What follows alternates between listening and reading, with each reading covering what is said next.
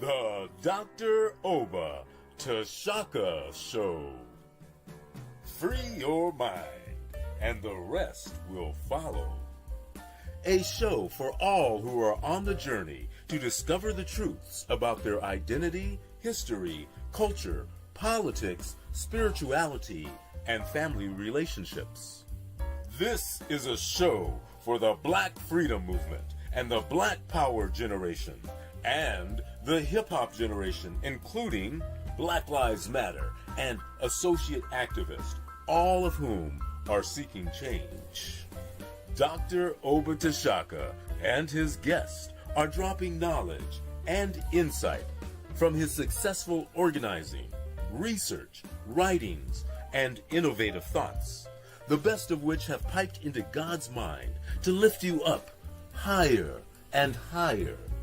To the bosses, OGs, rappers, influencers, and those looking to evolve from the constraints of misinformation and miseducation to build a foundation for personal growth, love, and mental freedom. Check out the wisdom of the OR. Yeah, that's the original revolutionary, Oba T, who inspired 1 million black men with his rousing speech at the Million Man March, and who continues to fight, write, and speak the truth. Dr. Oba Tashaka is one of the deepest deep thinkers in the world today. A quote by Dr. Asa Hilliard. Dr. Oba Tashaka, then Bill Bradley, was the best leader organizer in the Congress of Racial Equality, CORE. An endorsement from Dr. George Wiley, Associate Director of National CORE and the best organizer blacks produced in the 1970s as the organizer of the National Welfare Rights Organization. The Dr. Oba Tashaka Show. Free your mind, and the rest will follow. Greetings. How's everybody doing? I know this is not the joy and happiness show, at least based on what happened on the presidential elections. And I took a week so that I'd have time to digest at least some of the initial data and stuff so you could draw some conclusions. So I want to greet everybody. And for people who are new, subscribe, hit the red subscriber button, and hit the like button. So today I'm not going to do any preliminaries. I'm going to get directly into this show. And I look forward to your comments. I want to, though, note that as I pointed out, the last show I did, we're going to be having a New Year's Eve gala ball in Concord on January the 31st. And I'm going to post this notice on this page, the general page for the show, for people who are in the Bay Area that want to come. And it's going to be a live band playing rhythm and blues, jazz. And it's going to be a buffet, a soul food buffet, eat all you can eat. And, it is presented by the West Coast Blues Society, the only Black-owned blues society in the United States, which is beyond a rotten shame. And its leader is Ronnie Stewart, who's one beautiful brother. He's my buddy, and I support him, but it's the inspiration of the music that also gets me to come out, which is at the foundation of our art form, the spiritual blues. And the blues is an expression of that. So the topic for today, I'm getting right down to this, and a lot of people have been getting analysis of the election and what that meant. And it's all focused on today and their reading of today. And of course, it's media pundits who are giving you their views, but they don't put this in any historical context, in part because they're incapable of doing it, in part because the people that hire them wouldn't want this done and have it appropriately done. They'd have to bring on the right people. So this is going to be putting this in a context much broader than just the recent presidential election.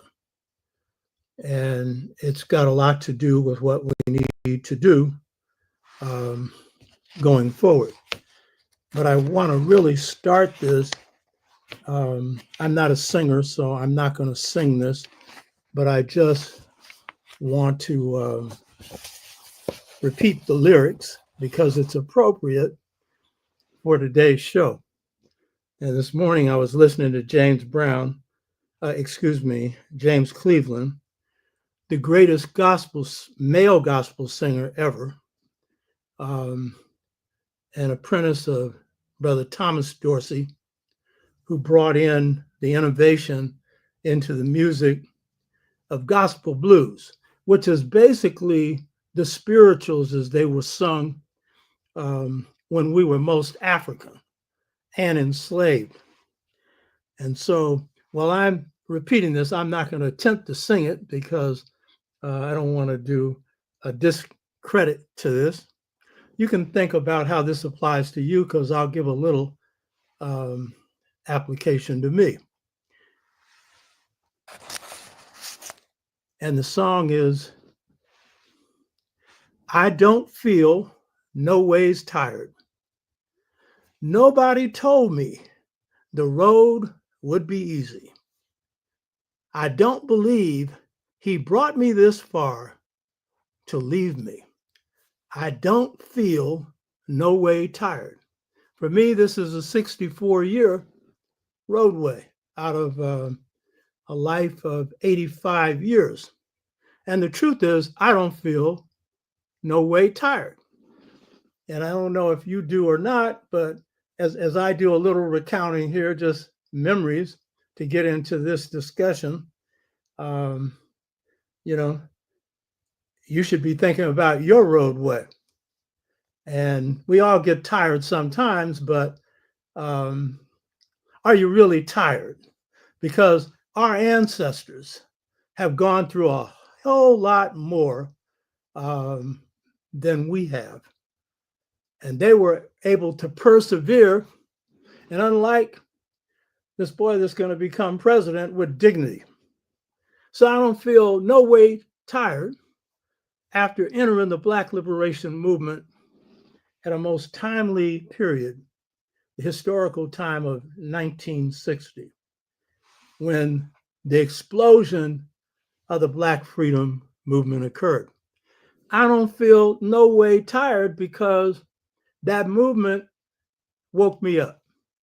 Everyday Black people who are the authors of the culture, who are the power behind our movements, because today's theme is on building Black power in the age of Trump. Black power comes from our people. I don't feel no way tired since I had the privilege of having everyday Black folks, some of whom you've heard me talk about, but most of whom you don't know, give me the best education of my life, including the education of my mother, father, and grandmother, who taught me to be proud of being Black, but miseducation put me in another place. And this roadway of the Black liberation movement brought me back home to their teachings. I don't feel no way tired for having the privilege to lead the only successful Black freedom, Black power movement in the North between 63 and now, the only one that rendered total defeats, not only to the economic power structure, but organized an entire Black community. something we don't do now. We don't think of organizing whole communities. And that's something that I'll come back to.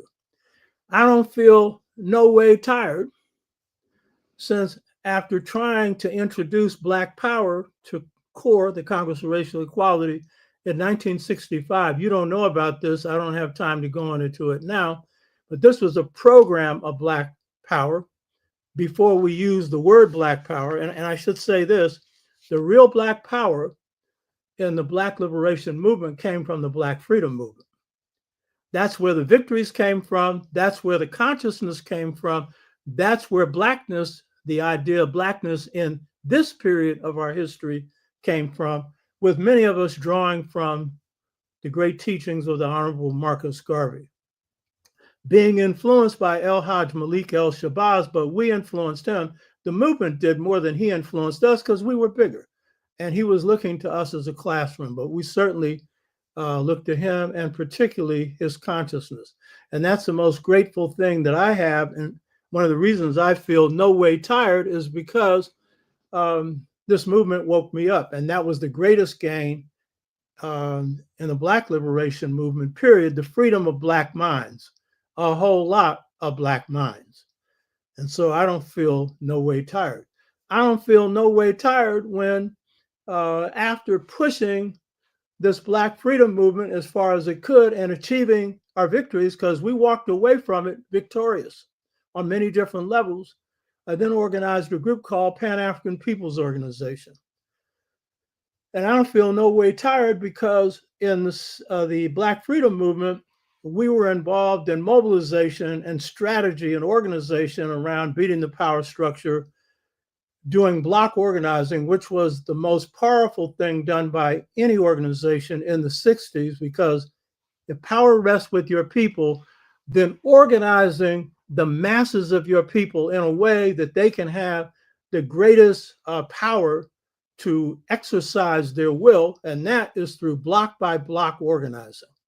And this is the only movement that did it, 45,000 Black people, block by block.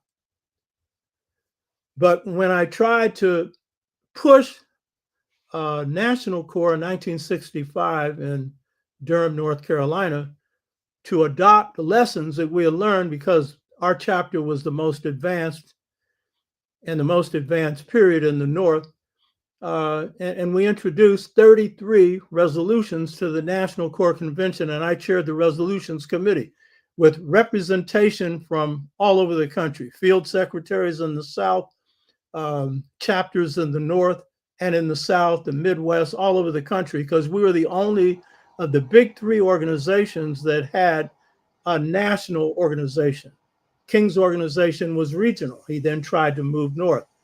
And SNCC was Southern, though they moved Black Power, the slogan, but they never really built an organized base in the North, which was a big mistake on their part. And so 32 of these 33 resolutions were unanimously adopted. And these were power resolutions, because at this point, I was not into theory.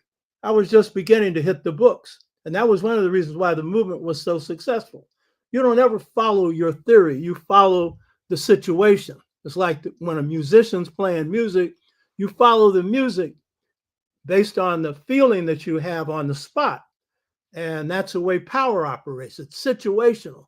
And then, you know, you arrange the forces to accomplish what you want to accomplish at that moment. And so by 65, we had achieved our objectives. By 65, the Black freedom movement had achieved its objectives, basically through Birmingham and Selma. And at that point, SNCC, CORE, SCLC, Student Nonviolent Coordinating Committee, Southern Christian Leadership Congress, and the Congress of Racial Equality, that, or conference, that by that point, it wasn't clear where the movement should go, because it was clear from the South it was about breaking up segregation, legal apartheid. And we're saying they're trying to bring that back. And that's part of what this analysis is going to address today. So the those achievements had been made, but it wasn't clear where we would go after that. And that's because we're in a complex situation in America. We're not in the majority. And so it wasn't clear we're going to be pushing for independence, for example. That would be clear in Africa or the Caribbean. So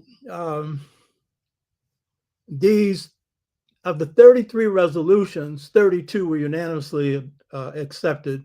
The one that wasn't was on voting whites out of core, and that's because it took a year to get the Constitution amended. And James Farmer, who was the executive director of core, stood up and made that point. And Farmer was a great man. I pointed this out before. He put core on the map. He was a good speaker, good organizer. It was just that we had reached a crossroads. And I led the Black nationalist wing within core. In 1983, he would come to my class, and I noted he had a patch on his eye. I didn't know why. Turns out he had diabetes. Later, he would lose both legs, and he would get a medal for freedom from Bill Clinton, which he deserved. He was a good man. But basically, I pushed him out the door because he knew this time was coming. He didn't know what form it would take, but he said, these young people in core are not going to be like us. And there's going to be people coming in who ain't committed to nonviolence and integration and all this stuff. And so he saw the handwriting on the wall. So we went to lunch, and after he spoke to the class, and I reminded him of the 1965 core convention, which he said he didn't remember. Either a case of selective perception, where you shut out where you don't want to things you don't want to remember, or you just want to admit that this happened. Because he was in the middle of writing his autobiography, he'd have to change it. And so there were 32 programs put forward, largely by my chapter. I brought along the most brilliant person in our organization named Jogan Calvis, later Dengani. I dedicated a show to him. He became a leader in the Black arts movement. Later, he would publish the Journal of Black Poetry. And we had talked about lessons we had learned in the movement here in the San Francisco Freedom Movement. And there were some others we would do later. And they involved power proposals for restructuring core. That wasn't a slogan. It was program. You know what I mean?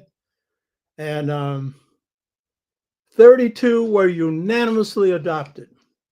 But because Farmer, because then I traveled to the South and worked with the Deacons in Bogalusa, Louisiana, worked with a brother named C.O. Chen in Mississippi. I was then elected treasurer of National Core, making me the third highest ranking person in National Core. And I traveled to Florida and South Carolina, all paid for by my father, who I'm most appreciative of, a beautiful Black man. I think I have a picture here of him, if I can find it. Yeah, here it is.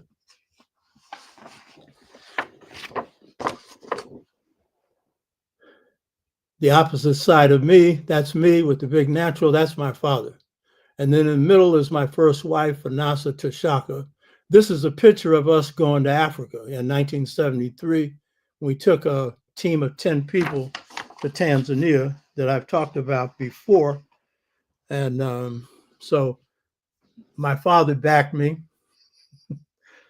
Basically, I didn't have no place to sleep. It was usually in the home of a girlfriend or my father. For a while, my mother. But, full-time organizer, 10 years, no pay. And so I did this tour of the South, came back to New York, and we had a Central Committee meeting, and James Farmer succeeded in overturning 32 resolutions that would have put core on the path of real Black power, because Black power was a slogan. This was a program. And it was inspired heavily by our lessons that we learned in the Black Freedom Movement, but also by the Honorable Marcus Garvey, because I had become a Garveyite. One of the proposals that we presented to National Core is that they be economically self-reliant. That meant they had to cut loose all the white money.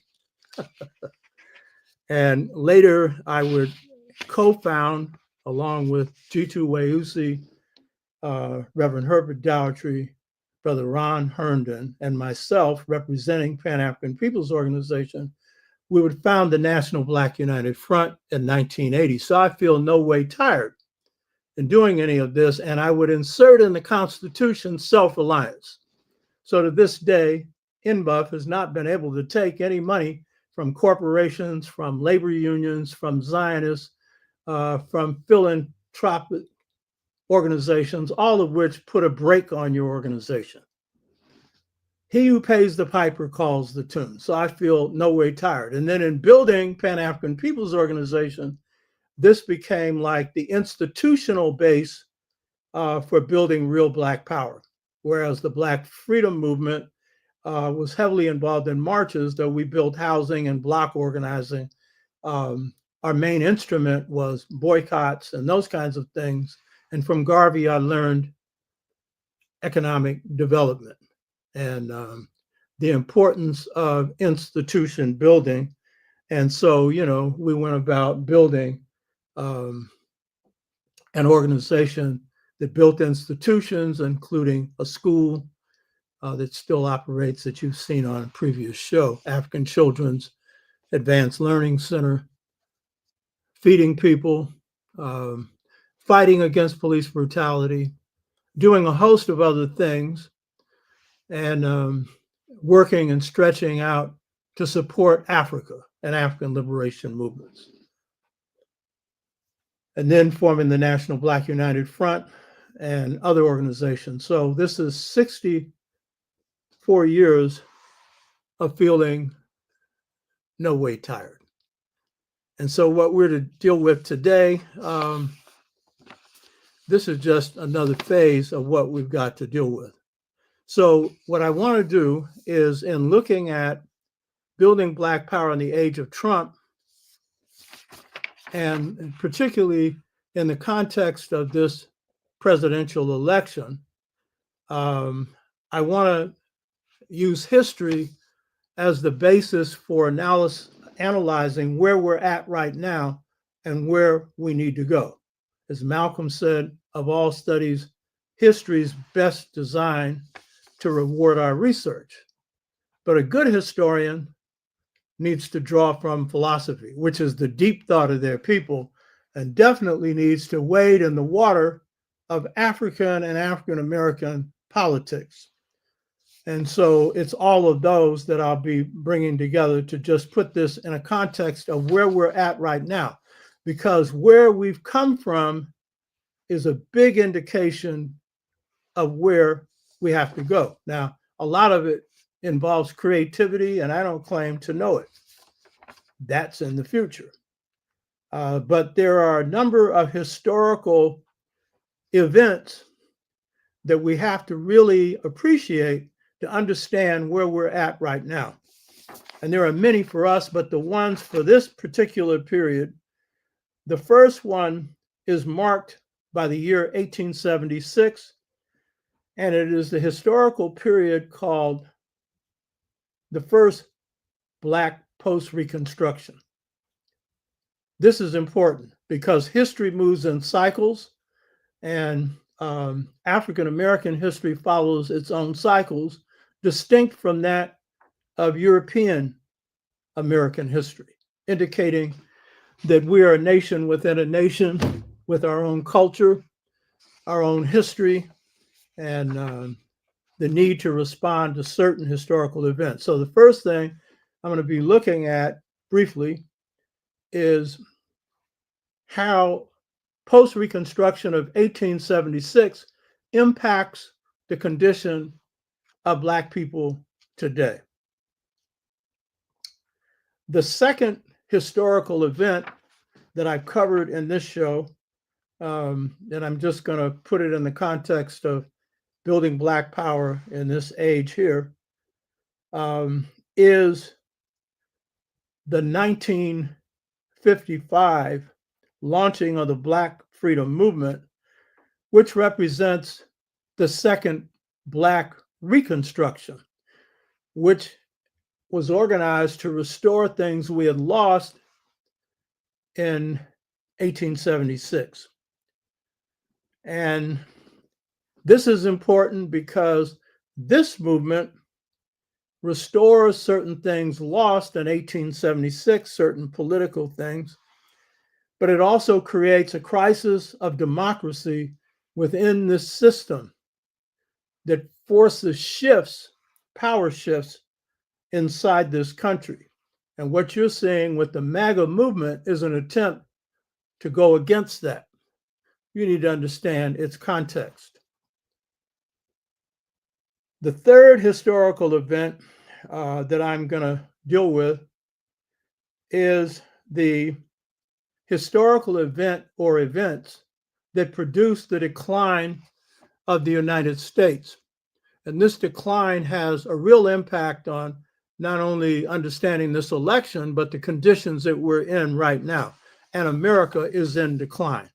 But a lot of us who subscribe to white supremacy think that America is mighty whitey, but we're going to see. We're in a historical age right now of the decline of the United States. And that decline has a major impact on what's happening right now, on the condition of blacks, of whites, brown, red, and yellow inside this country.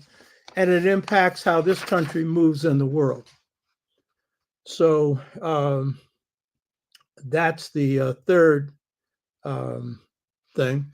And the fourth historical event that I'm going to deal with briefly occurred in October 3rd, 1965, and that was the implementation of the Immigration Act that ended the preference for white immigrants going back to the 18th century. Up to that point, about all that was allowed into this country were whites, because this was a white supremacy project.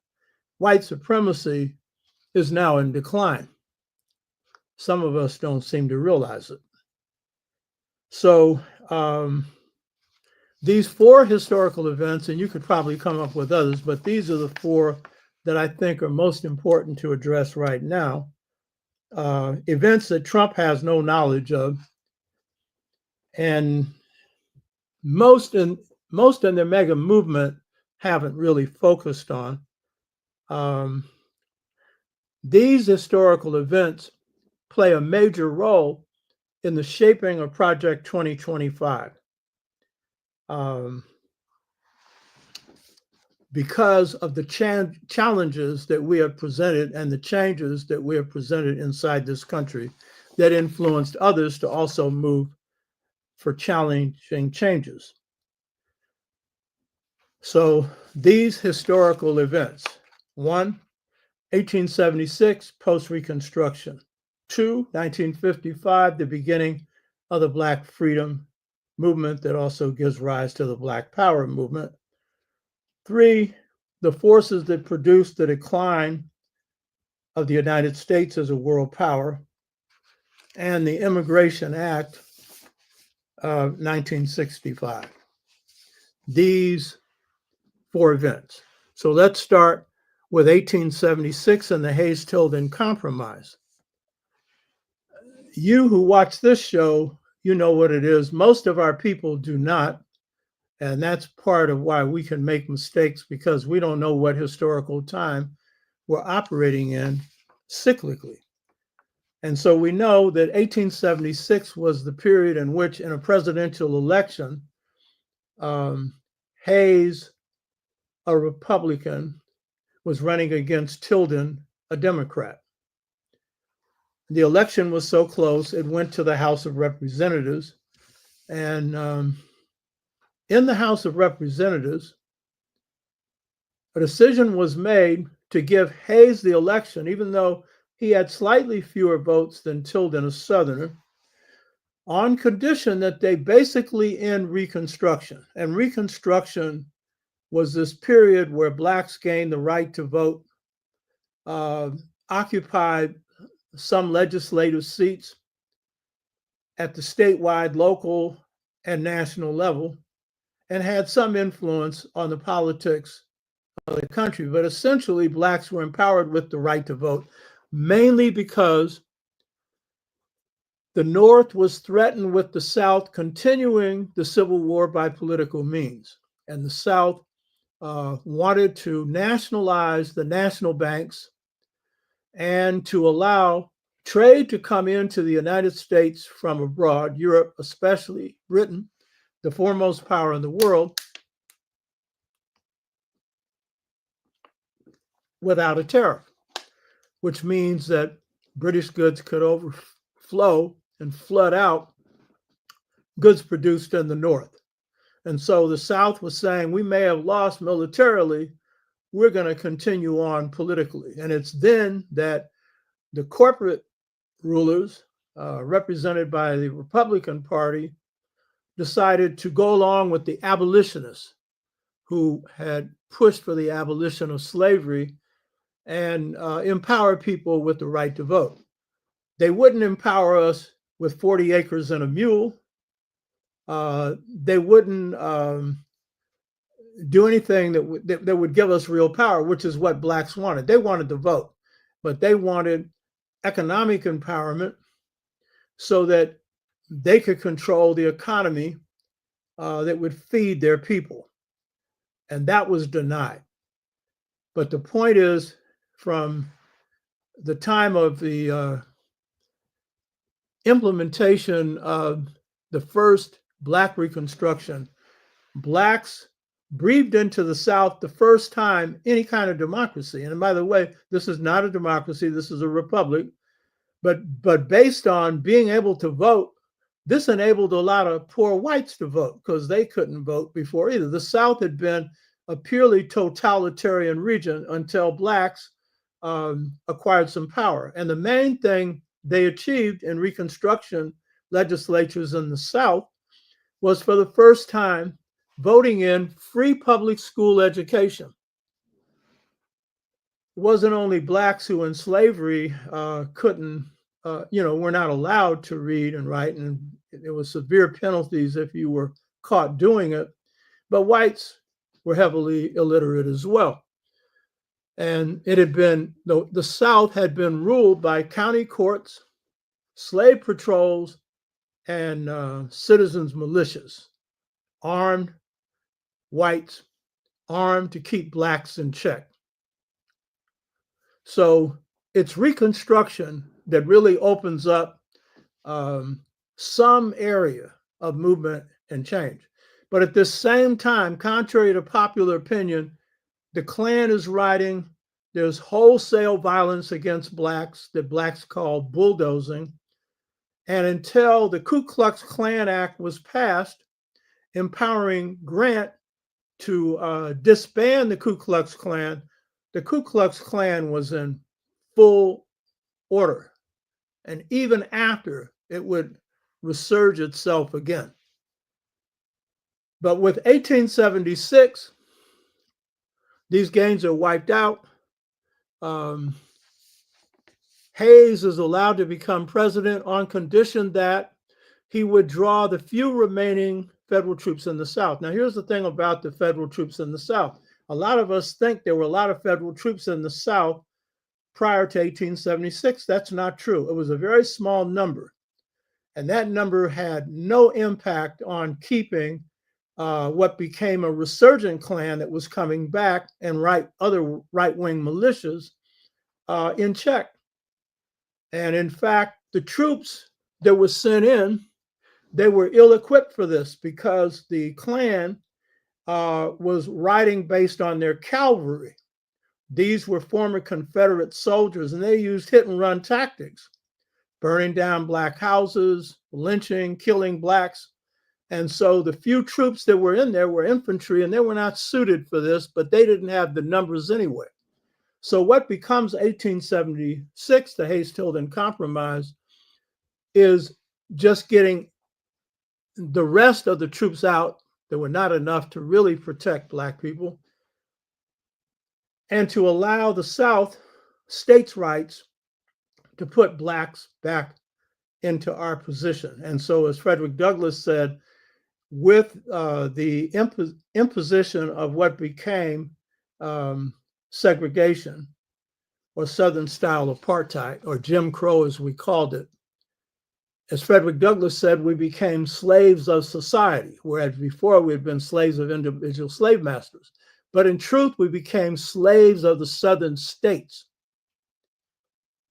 And you'll notice there's a provision in the Constitution that slavery is abolished except in prisons. Well, a lot of Blacks were in prison for any good reason, or any reason, mainly because they were Black, so that they could provide free prison labor.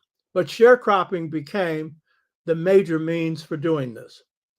And the Supreme Court played a major role in this first, and this is normally not noted when the first post-Reconstruction is dealt with in the Hayes-Tilden Compromise.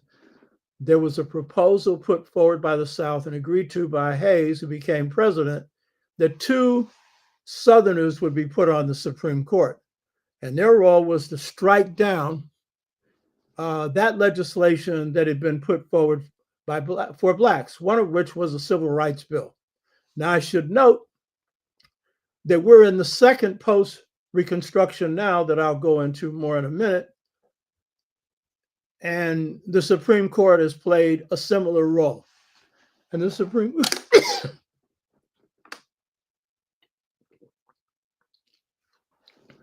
Next to corporations, the Supreme Court has been the most conservative institution in the United States, and it dances to the tune of those that run it, those that own it, the corporations.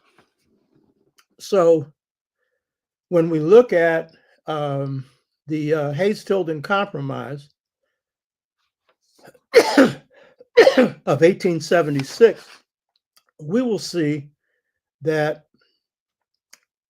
Trump's victory in 2025 has the goal of taking us back to Jim Crow. That's the goal. And Project 2025's objectives, in part, are based on that. And a key one is the objective of destroying the Department of Education. And you would say, well, yeah, well, how does that affect us? The main way it affects us is that the Department of Education is viewed by the right wing as an institution that has enforced, maybe not as fully as it should, but it has been an instrument for enforcing decisions like Brown versus the Board of Education, for providing a means of at least in some way addressing racism within the educational system and providing money that can supplement the monies that are provided through property taxes, which is a terrible way to finance public schools.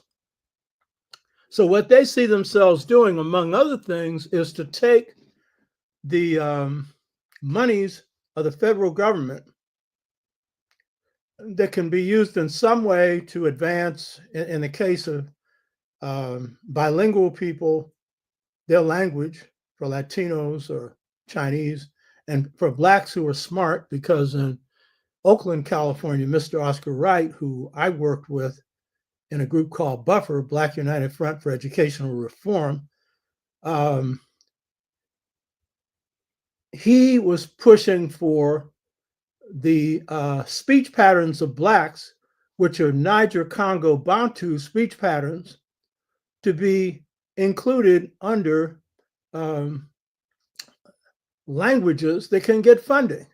And you ended up having people like Jesse Jackson, who spoke more so-called Ebonics. He comes from South Carolina, saying, y'all, we're not for this. There ain't no such thing. You know?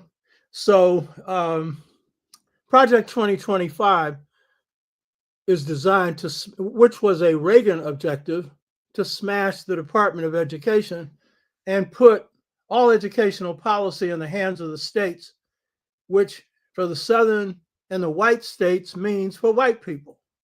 So if you think it has no effect on you, it has a lot more, but this is real key. And if you look at what they did with Katrina, they basically went in after Katrina had done its devastation to Blacks. They destroyed the entire educational system in Louisiana and in New Orleans.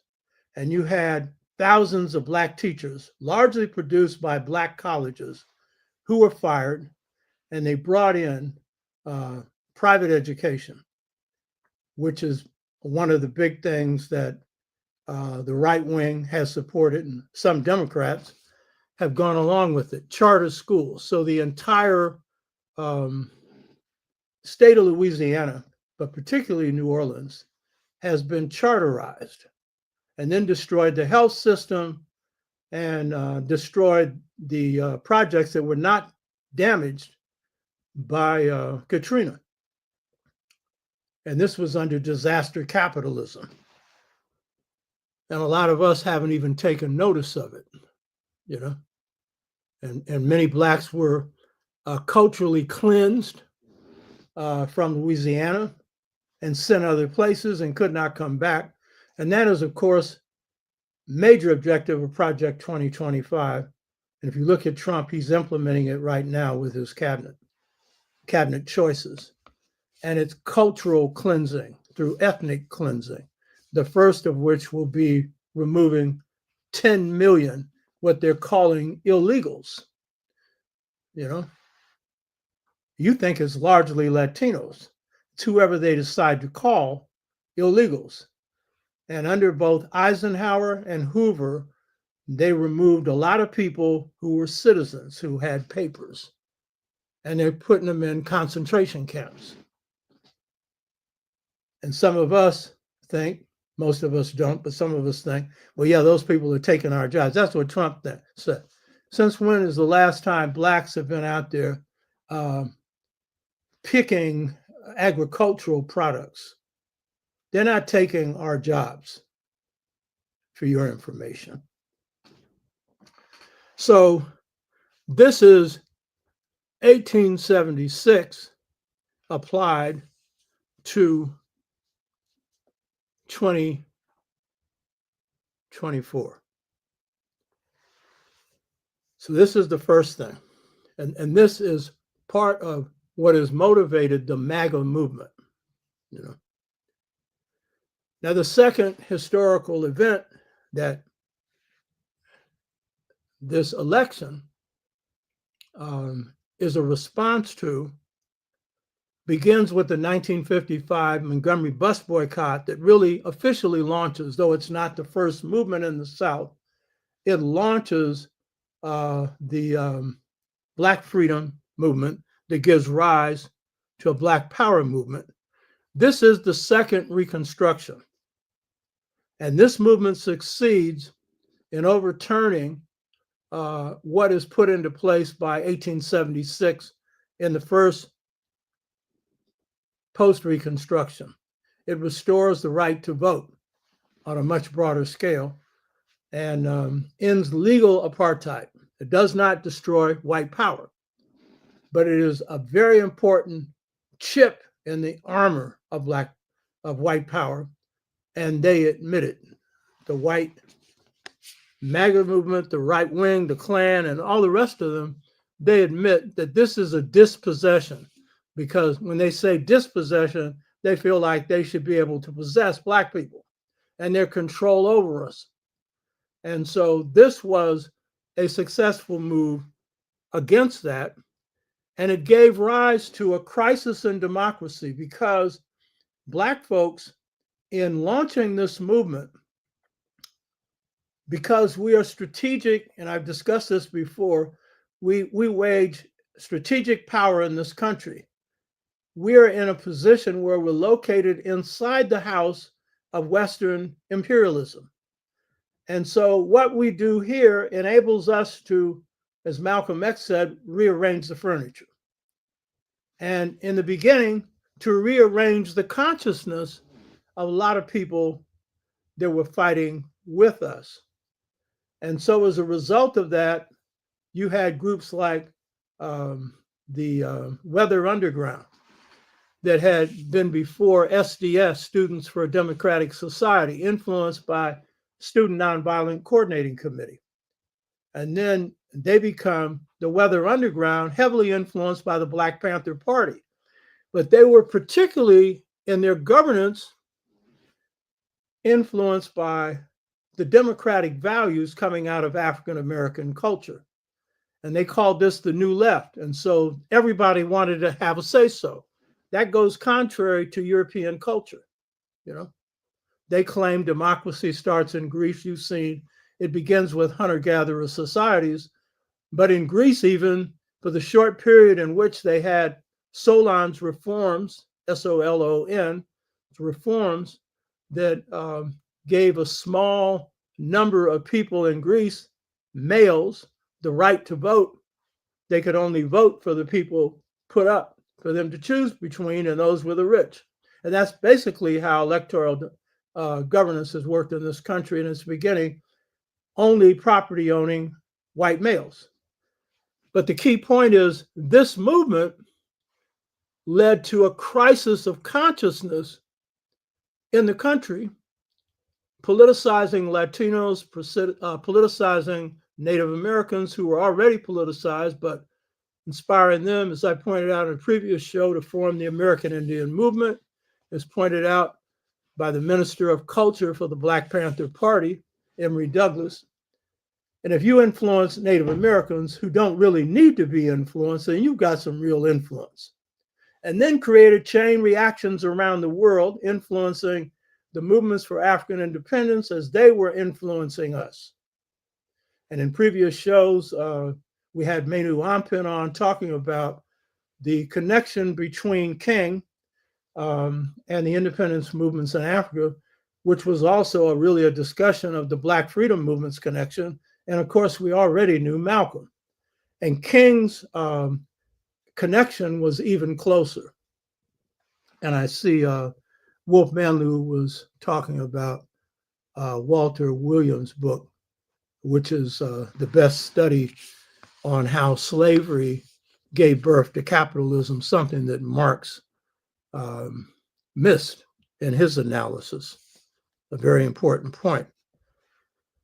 So this crisis of democracy is a crisis where a system that doesn't want people to have a say-so is now having to respond to, first of all, the culture of Blacks and the movements of Blacks that inspire other sectors of whites, of Latinos, of Asians, of Native Americans, and as a result, begin to shift its spending priorities away from, even though the Defense Department still gets more money than anyone else or any other program, into social programs. And it's a majority of whites who support this because they're being messed up by the system, as we'll see, as we are, but not on the same level.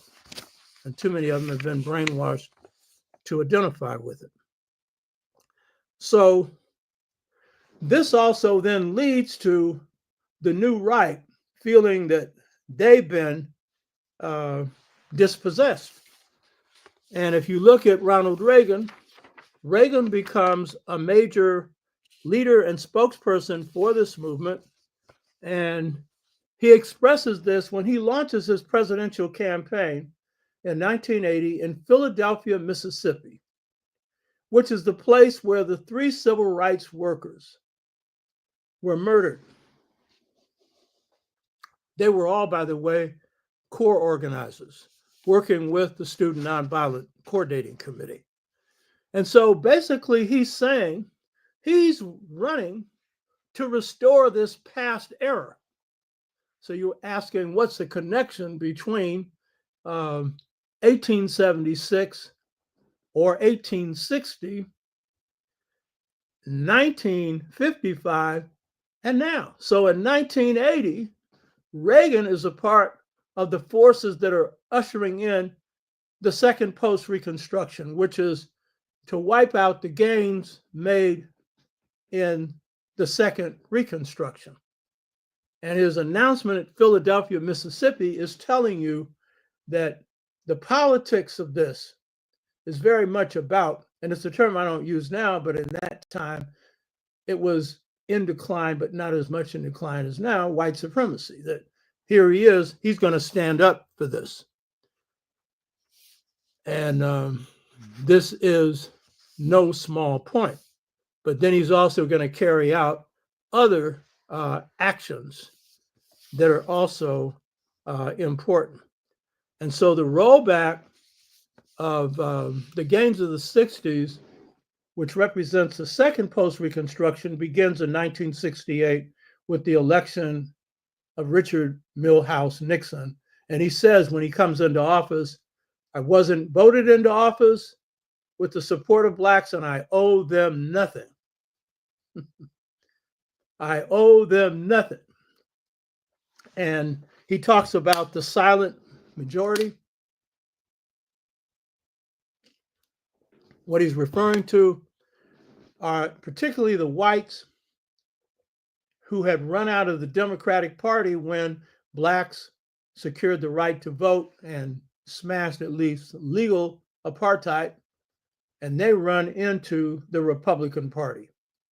And then, of course, he's talking about the mass of whites around the country who also support this reaction.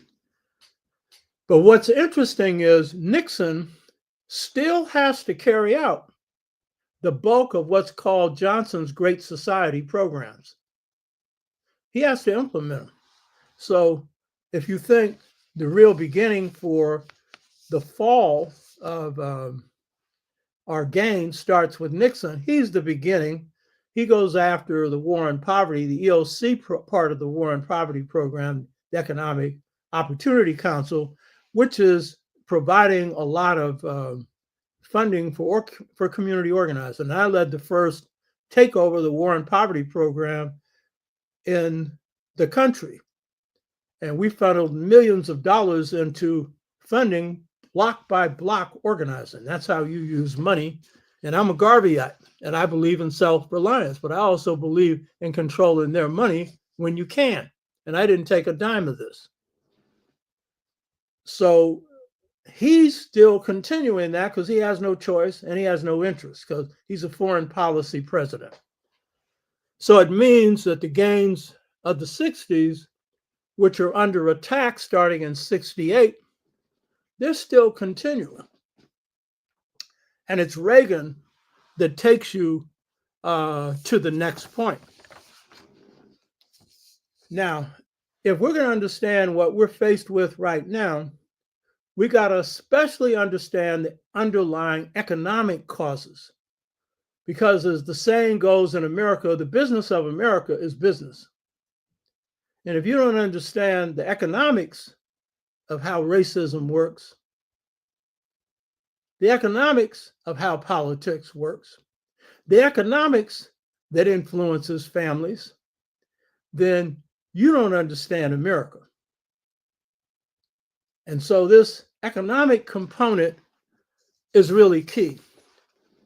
And it is key to Trump's ability to build a base because he represents fake populism that is a promise to address the economic plight of white people, especially, when in fact, he's part of the cause of that problem, comes from that class of the rich, and can talk all the talk about how sympathetic he is to their plight, while in fact telling the oil executives, give me $1 billion and you can do anything you want.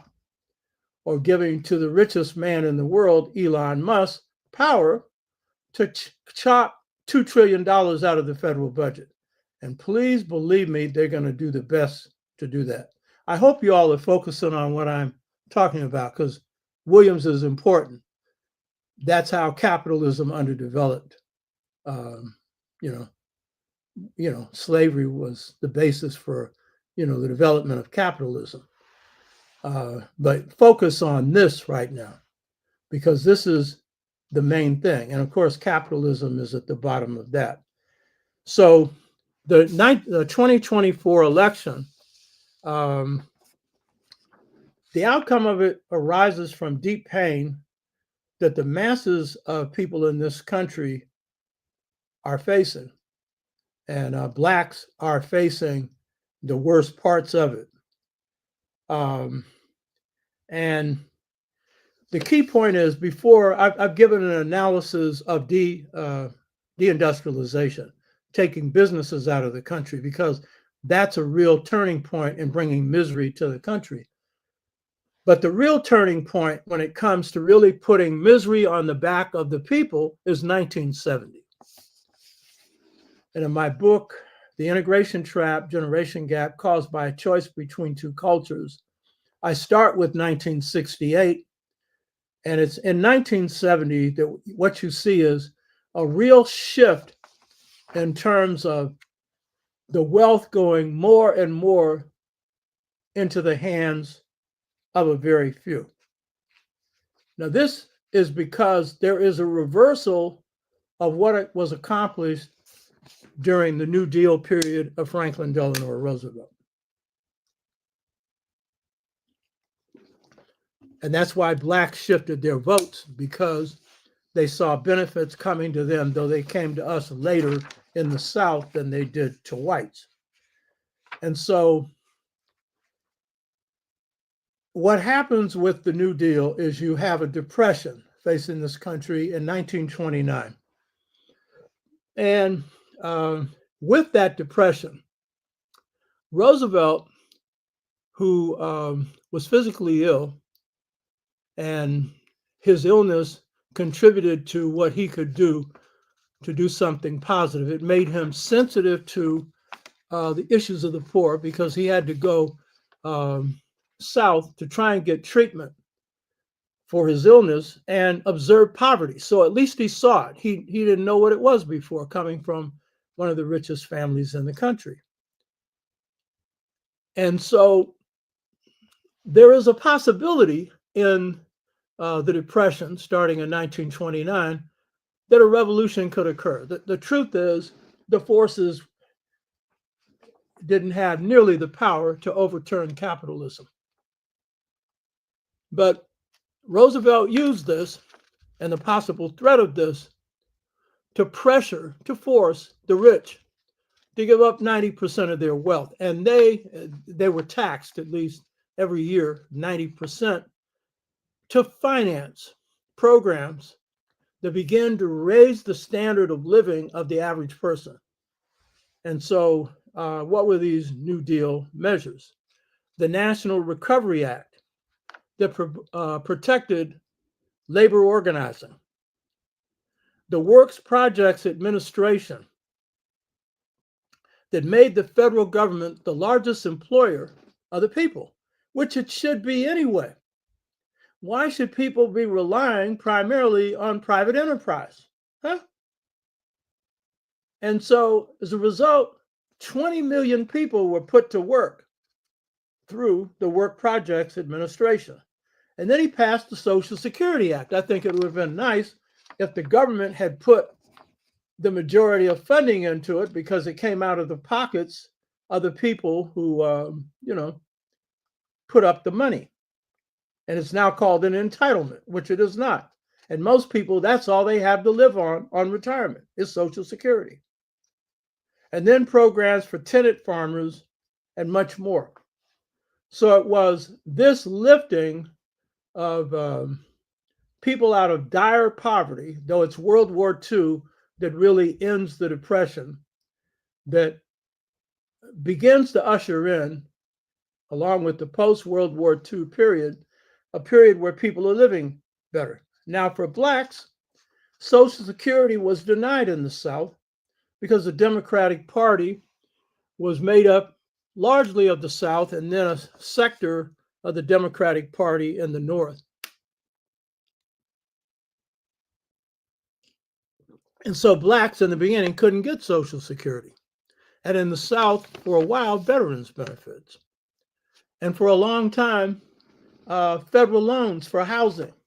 And all of this has put us in the deep funk when it comes to poverty, because this is structural poverty caused by capitalism, engineered by the federal government. But over time, these begin to open up, and blacks begin to benefit from this as well. So what ends up happening in 1970 that begins to shift this is that the wealth begins to shift into the pockets of a very few. And so 1970 marks the time in which wages are frozen. Now you'll think, no, they aren't, because in 1972, I was, for example, hired at San Francisco State as a lecturer on the lowest level, making $850 a month. And at that time, I was renting a 1400 Victorian, level, which is as big as the house that I ended up buying in 1980 for $250. And in the beginning, it was, I think, $150. It went up to $250. It's owned by Black women, 2 elderly Black women. And there were a lot of situations like that. But that was off of an income of $850. And then my wife, she worked in legal aid after working in a food program for 2 years where she led the feeding of over 35,000 Black folks. And so it was the combined income of those two. But so the point is, what it means to say that wages are frozen, it means that your dollar can't buy any more today than it could buy in 1970. That's what's happened. And we know that in the case of the federal government, the basic wage per hour has remained at $7. They haven't changed it yet, even though states have. And even though Biden created a whole series of programs to address all of this, that minimum wage law remains $7. And by the way, Roosevelt introduces this also, minimum wage. So what we see now is a maldistribution of wealth where 1% of this country can control as much as 60% of the wealth. Every economist has their different number, but they control a huge amount. And it means that very little is left for everybody else. And this is really key. Wolf Manley says that's the way capitalism works as they intended. Yeah, but it didn't work that way from the end of World War II and actually during the Depression until 1970. And this amount of concentration of wealth is a newer phenomenon. But it's correct that when the country was founded, the Constitution was written by the 1% that controlled half the wealth, with George Washington being the leading possessor of wealth. And of course, he was the richest slave master at that point, so-called founding father. So this squeeze is the squeeze that MAGA has tapped into, the right wing has tapped into. And it has been exacerbated by the trade deals, NAFTA and the others, in which manufacturing jobs have been taken out of the country. Because what happens as wealth concentrates in the hands of fewer and fewer people, they discover that they can make good money investing on the stock market. And that instead of incurring the cost of labor, which under the New Deal, there's real support for labor unions and you have a strong labor movement, what they can do is take those jobs out of the country and they can absorb the cost of labor, which is nothing, China and places like that, and then ship back into the country the goods that are produced, that are sold, and the profit goes into the hands of the rich, because by taking the good paying jobs out, all that's left for the average person is service jobs. Selling hamburgers or selling discounted clothes or whatever. And then there's a high-tech sector, which is computerized. And a lot of those jobs are also being taken out of the country, places like India. You have engineers and architects whose blueprints, floor plans, and all of this are being done by Indian architects. And I'm not blaming them for this. This is what big business has done. And then we've seen the same thing in education, where a number of Ivy League colleges now are eliminating tenure so that faculty can teach as many classes that they want and make nothing, and still have to pay off that huge debt for education. And so this is neoliberalism. And this is what happens with the rise of Reagan. And so we see with Reagan, the attack on unions. And now today, maybe 11 or 12% of the workers in this country are in unions. So you're not making any money. Most of the jobs you're working on are paying you nothing. And so the breaking of unions, the breaking of the idea of the government providing low-income housing, cutting the housing budget in half, and then under Clinton, because this becomes a Democratic and Republican project, it's eliminated. Low-income housing, which I built 220 units using that. I lobbied the Senate, along with some others, in 1966 to get that legislation passed. And so this is the attack that Reagan carries out. And the biggest attack is to cut that tax rate that was at 90% and put the taxes on you and me, on working people, and on what's left of the middle class, because the middle class has been all but eviscerated or destroyed.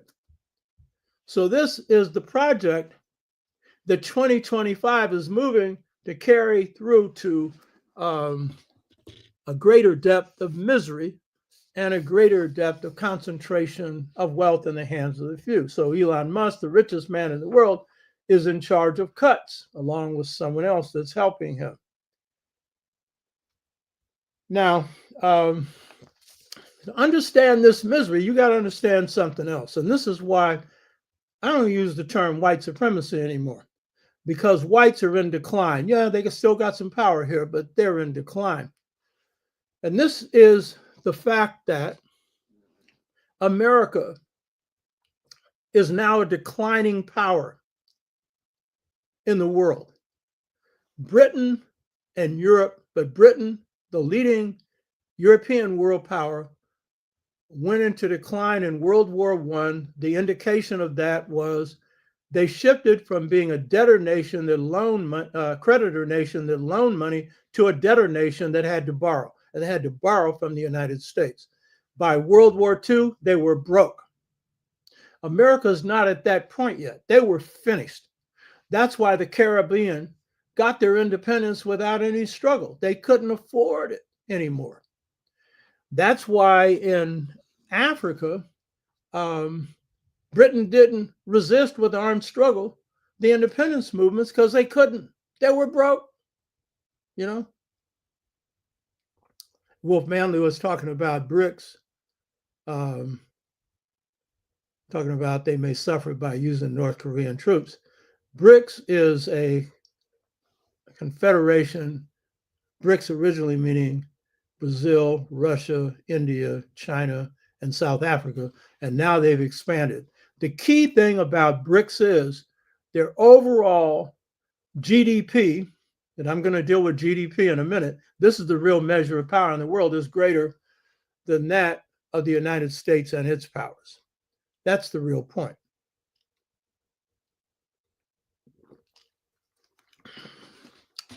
And I don't think they're going to suffer a bit for putting some North Korean troops in there. They're doing it because they can.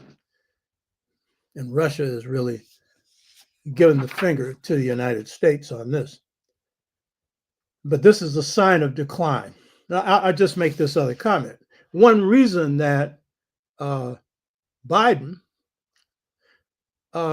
would not allow the Ukrainians to negotiate their way out of the Russian invasion, which they were on the verge of doing. The main condition that Russia had was that Ukraine not join NATO. And if you understand anything about Russia and Ukraine, you'll understand that they share common geography and a history. And NATO has been hostile to Russia. They surrounded them. They're on their borders. And so that was the key thing. And they were getting ready to sign it. And they should have, because I'll be surprised if Ukraine is ever admitted to NATO. And if they are now, as a bunch of dummies in this country are proposing, then that means under NATO charter, NATO must come to the defense of Ukraine and join them against Russia. That is World War III for sure. And because you have a president of Ukraine who's a comedian, and Biden didn't like him for that reason. He figured he was unqualified, and he is. He's been made out to be a hero. Yeah, you can stay in the capital of a country and orchestrate something, but you're not among those troops, the mice that are going up against the elephant, because Ukraine going up against Russia is like a mouse going up against the elephant.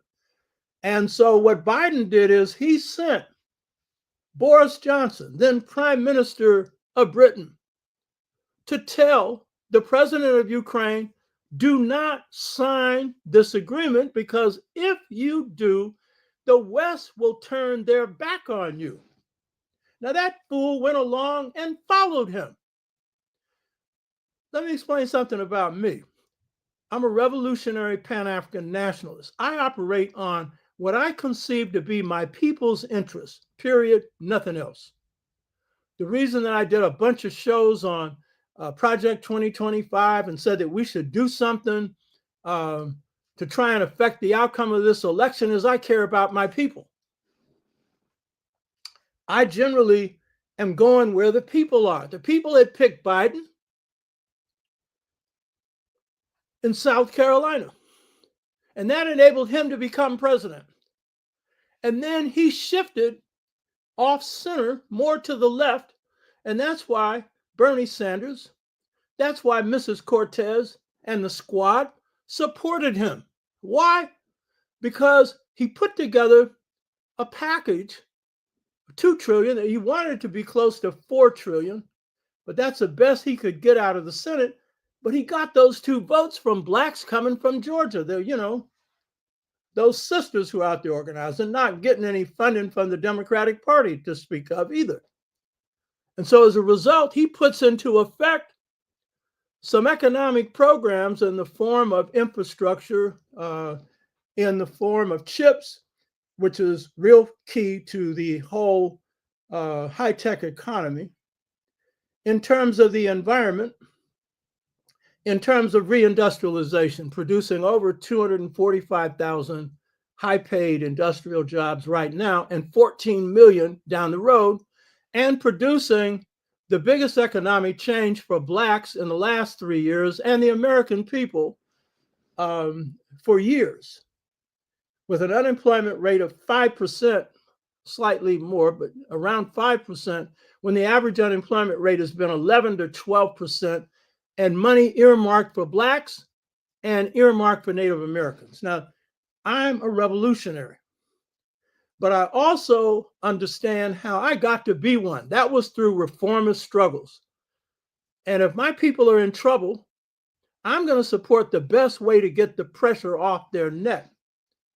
And so for those among my people who call themselves radicals, who don't see this, I'm saying you didn't know what time it was or didn't care, But the key point is that the federal government was making decisions through this Biden administration because of us putting him in office, and he rewarded blacks in a lot of different ways, and especially black women. And I won't recount all of it, but the main thing is it was materially influencing the people, something that the people largely in this country don't know about. Ogawa pointed out to me that Biden was constantly complaining about not being able to publicize the groundbreaking for, he's got 60,000 projects he's running right now. Why? Because the corporations don't like it, And he riddled these in Pennsylvania, and he riddled these also in red states, so that if Trump came back in, if he uproots them, he's going to hurt a lot of white people. Because this was also his move to try and win back a part of the working class base, but it was also to reward blacks, and for the first time, serious money earmarked for Native American reservations. Did you know all that stuff? So the point is that, and last night I was watching a show on C-SPAN, and it was interesting. It was his National Security Council advisor giving a speech before some think tank, and this was shortly before the election. And he is focusing on the Economic Recovery Act, Biden's programs. And I said, well, I was telling my wife, I said, well, you realize what they're saying here. They view this as a part of national security because this is their attempt to deal with China. This would be the best way to deal with China, is to improve your economic conditions for the masses of people. That would be the best way. But America right now is surrounding China, just as they surrounded Russia.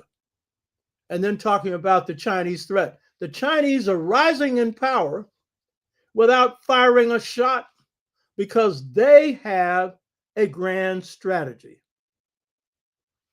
They have a grand strategy. Mark Shields says, could this be a war of Jews and Rothschilds? The Rothschilds here, which is one of the biggest banking systems that the Jews had, the Rothschilds today are the United States. They are providing the funding for genocide in Gaza and the funding for the attacks on Lebanon and other countries, which Israel is using all this time to go crazy. You know what I mean?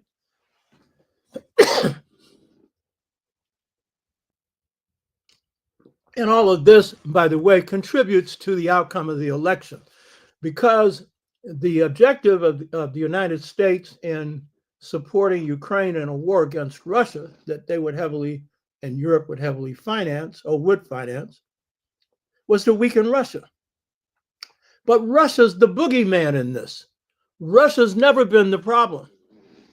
It's been made to be a problem because this country needs an enemy to unite people around. So I'm going to go back to what I was talking about before, the decline of the United States, and what is the major indicator that America is now a declining power. Well, some I've covered before. One is the 1904-1905 Russo-Japanese War. That's where the Japanese defeat the Russians in naval warfare. In just a few minutes, they wipe out the Russian Navy. That's the beginning of the decline of the West, because it means that technical power based on techniques, which is industrial power, was shifting to the East. First, Japan, because Japan had never been invaded before. They went through what's called the Meiji Restoration, and so they industrialized Japan. So they didn't have the psychological problems we have with colonialism and slavery. They didn't have the problem of semi-colonialism on the borders that China faced. Their country was free of that. So they went sending their youth around Europe and the United States to study industrialization, and then they took a feudal system and put it into an industrial power. So the defeat of Russia, a Western power, through techniques, in this case, naval power, that's showing you power is shifting in the world. The West has not yet gone into decline, but it is the beginning of its fall because techniques is the key. Those of our people that say the rise of white people has to do with the white supremacy concept. First of all, European culture is more than white supremacy, which you're talking about racism. Read Hegel, he's like the intellectual father of that. But they can only really get that established with gunpowder, blowing you away at a distance. That's what gives them the power. So anybody who thinks that their mind just brought us under control, And in fact, when they put the missionary enterprise into Africa, the first to embrace it are people who had been enslaved by their own people and then freed by the British. And then they come back to embrace the European nation state and Christianity. Well, why do they embrace the European nation state? Because it's the instrument of industrialization. And they want Africa to have this. But they confuse European culture with European techniques. The Japanese didn't make that mistake. Neither did the Chinese. And we're going to have to rid ourselves of that mistake right now. You understand? So this is the first indicator of the decline of the West. And by the way, when the Vietnamese whipped the United States and Vietnam, they lost over 1 million people. The US lost thousands, but millions. And they poisoned the soil and everything else. And you have all kinds of babies being born who are deformed and everything else. They're able to do it with techniques. And what does Ho Chi Minh say? One of my favorite leaders, a person who was influenced by the Honorable Marcus Garvey. He said, we needed one white power to defeat another, meaning we needed the techniques, the anti-missile systems that could take down planes, the guns, the cannon, all of, advanced military systems that was provided by the Union of Soviet Socialist Republics, because the US had created a fake Cold War with them. And they made the mistake of going toe-to-toe with them on an arms race, which they should have never done. But the point is, they provided some techniques for a country like Vietnam. They provided the will to fight.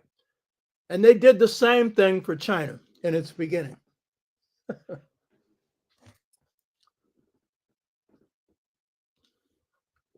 So the rise of the East, the rise of Africa, had a lot to do with the transfer of techniques. Black power, in this case, yellow power, was tied to gunpowder. As Mao Zedong said, power comes out of the barrel of a gun. Boom. So this was a part of what contributes to the decline of the West. The other one I'm going to say is this. The United States experiences a rise in power as a global power at the end of World War II, 1945. It becomes the preeminent world power. And it's, of all the powers in the world, the only one that didn't suffer any bombing on their soil or anything else. They have a booming economy. And so from 1945 to 1972, they're preeminent in power. They're dominating the world. And they've always been an imperialist power. The whites who came in, invaded the country, genocided Native Americans, took half of Mexico, then stretches out and takes the Spanish possessions and so forth. But a lot like historians start American imperialism with them taking Cuba and Puerto Rico and other places, when in fact it's when they took America and wiped out their inhabitants, which the British really specialized in. Did the same thing in Australia and so forth. So the point is that one of the things that accounts for the decline of America is the decision by Harry Truman to create a military-industrial complex. And this is the key mistake. He does this because, and this is part of history that the people who are economists often miss. For example, capitalism matures to its greatest level in Britain. Marx studies it. And the main contributor is slavery and the free wealth that the West gets, especially Britain, that ruled the world for 300 years. So that's the impetus. That's the beginning. But what's often missed is in Britain, the way in which capitalism was imposed was through the political party system, where the parties in power acted as gangsters, and they removed the people from their land, removed them from their power to make decisions, which was through the moot, M-O-O-T. And there's a history to this that I can't go into until I do my 7th book. It's a history that Europeans don't know. And as they removed this, then as they began to experiment with what becomes industry and becomes capitalism, they're taking these people who are landless, who before had their own lands and were living all right, throwing them into factories, babies and everything else, and exploiting them to death. So this is the rise of capitalism and the rise of misery. But in the United States, Truman is faced with a quandary when he becomes president. Roosevelt's death, he's wondering how he can get reelected. And he's not popular. He's not going to win. And so he has to create a new party. And he also has to create a new enemy. And so the Russians who had saved America become the new enemy. The new party, the Democratic Party, that is centered around him is going to be centered around a war economy. And this war economy, I'm sure, the creation of which was due to the industrial class. They had to say so. Truman didn't have 2 cents to put between 2 ears, fell asleep in cabinet meetings, had a high school education, which is okay if you're a reader. And the myth has been created that Truman was a reader. He became a reader, according to Gore Vidal, in his 80s, long after he was out of the White House. So this guy didn't really know what was going on. But he goes along with those powerful forces that want to continue a war economy. So he continues a draft when America has no enemies. And then he builds up a military complex, again, when America has no enemies. And so it's the investment in this complex, and then the wars that it leads to, and the defeats that America suffers, that leads them to have the shortest period of rise in the history of an imperial power in the history of the world, 27 years. And they went down the tubes. 27 years, 1945 to 1972. And what was the key to that decline? The defeat in Vietnam. But before that, the defeat in North Korea. And then after that, Iraq, Afghanistan, and a host of others. Now, what's the proof that America's in decline? Because it still has the most formidable military, and that's the reason for its biggest weakness. Because if you're putting all of your eggs into one basket, and right now it's over 800 billion, the actual defense budget, which is hidden, is over $1 trillion. If you're putting all of that into defense, you're not putting it into anything else. And that's why with Biden's stuff, he was trying to rebuild this and rebuild that, because everything's falling apart, except the rich, who, when they fail in their investments like 2008, the government comes and bails them out. And then blacks lost 40% of their housing because nobody bailed them out, and so did whites. And as a result, you have the rise of Trump. and then these trade deals and everything else. This is a major reason. But here's the key indicator that America is in decline. You determine whether a power is predominant by their GDP, gross domestic product. Gross domestic product is the financial measure of the market value of the goods and services produced by a country. That is the measure of power. So as of 2023, the United States GDP was $25.4 trillion. $25.4 trillion. Now understand, Musk is getting close to being a trillionaire. So what does that say in percentages? But what's interesting is, see, if you take Europe, so let's look at Russia. This is why Russia is a false flag operation. Russia's GDP is $2.24 trillion. $2.24 trillion. Now, GDP is the gross product, all the products produced, right?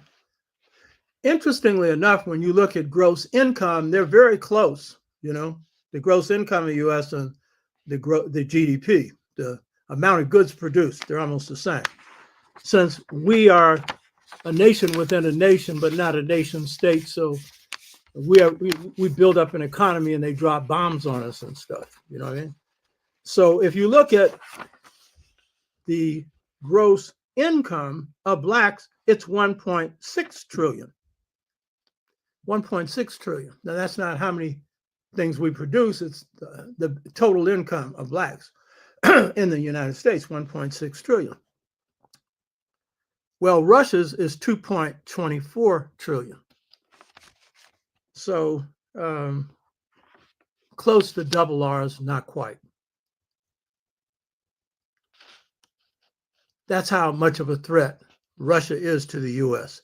25.43 trillion compared to 2.24 trillion. Hear me? This is the key point. And then let's look at a few other areas, and then I'll get to China, because even some of our radical people missed this one.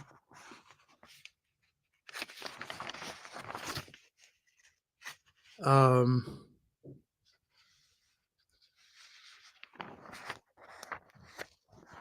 I can find this here.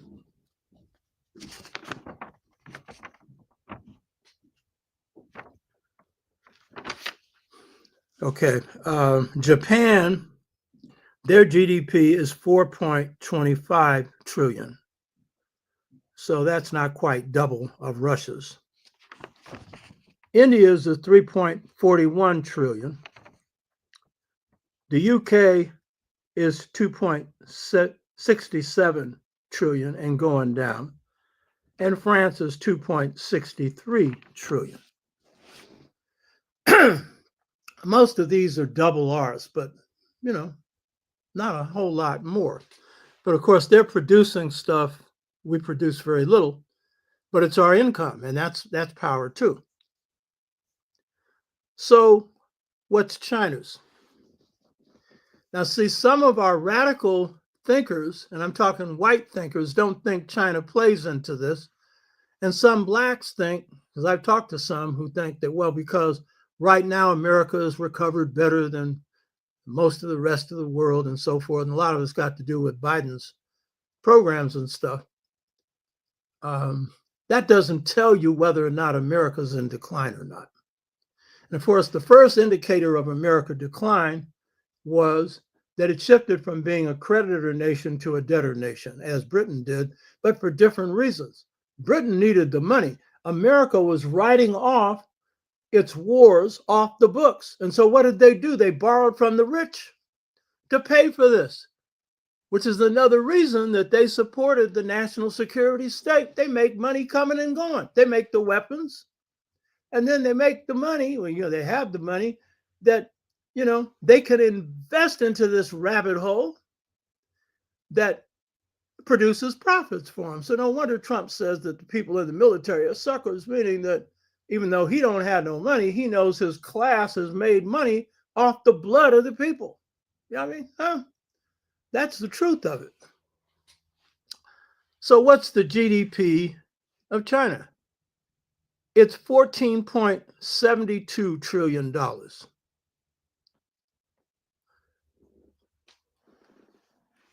More than half of the GDP of the United States and growing. And this is the key point. China has not made the mistake of putting their main money into their military, but they've incrementally increased the amount of money going into defense, but they've taken over 1 billion people out of poverty, while this country is sinking more and more into poverty. A leading Chinese economist advised the United States that neoliberalism was a mistake. They would never do that, neoliberalism. First reason they wouldn't do it is private capital doesn't dictate what goes on in China. Private enterprise controls half the economy of China, and then the government controls the rest, but the government controls private enterprise and can in a minute take a multi-billion-dollar business and do it in or take it over. And they've done it. You know what I mean? And this has got to do with the history of how China's run. So they've outfoxed the United States. They went and shipped the industry to China. They encouraged Europe to do it. The Germans didn't fall for it, but the rest of Europe fell into line. And they lined their pockets and they flattened their industrial base. China has the strongest industrial production in the world, delivered to them by the US, but it was going to happen anyway because of the size of their population and the brilliance of the modernization scheme of Deng Xiaoping. So the point is I'm making is the only threat in sight when it comes to power is China, but China's not trying to wage war with America. Theirs has been the perfect strategy, win without a fight. The current head of China and the rest of them call it win-win. And so America goes up and bombs the Middle East into pieces, and China is one of the first ones to get an oil concession. They go in and create havoc in Afghanistan, and China is the one coming in cutting contracts. China is systematically moving to displace American power step by step. They are producing more engineers than the United States produces. Remember, when Kemet was founded, it was an agricultural country with a Nile River. And so the first pharaoh, Ahamena, was a hydraulic engineer. He had the skill of handling the Nile. So America's in trouble financially. And I'm going to predict this. Trump is only going to make it worse for America. Only going to make it worse. So with this rise of power, and by the way, China is the leading producer of electric cars in the world.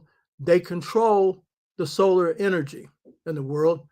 Their country's doing more to reduce degrading the environment than any other country, though they are also contributing to pollution. They're still using a lot of technology that relies on coal and other things that burns fossil fuels.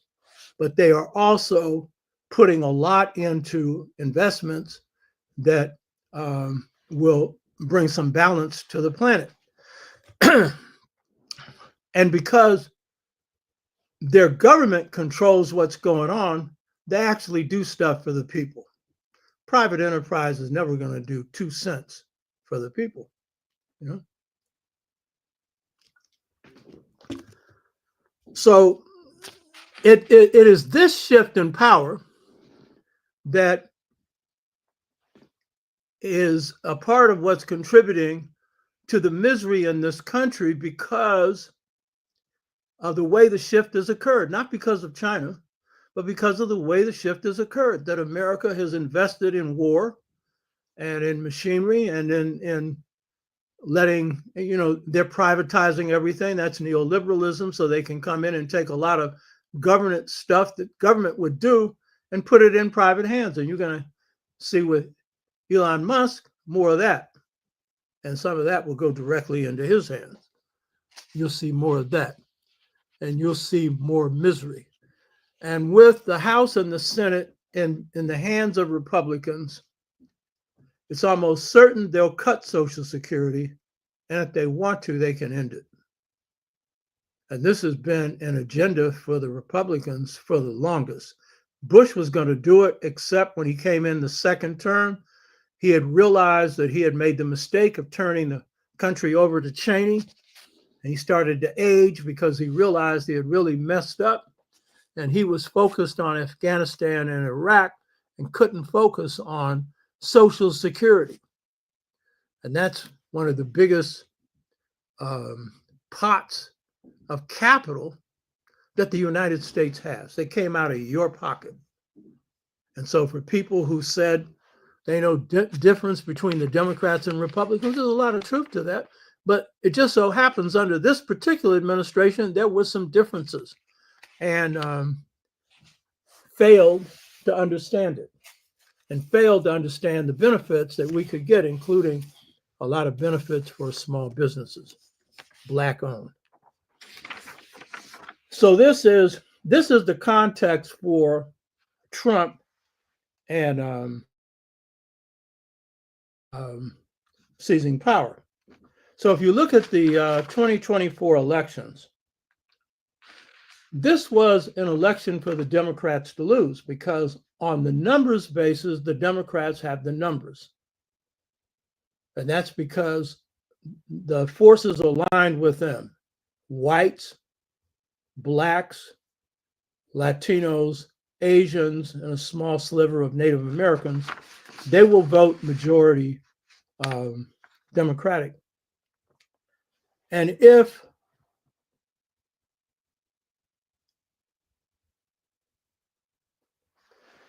the Democratic Party had done what they could have done, they could have won this election. Of course, my wife says could have, should have. Yeah. Well, that's the nature of strategy.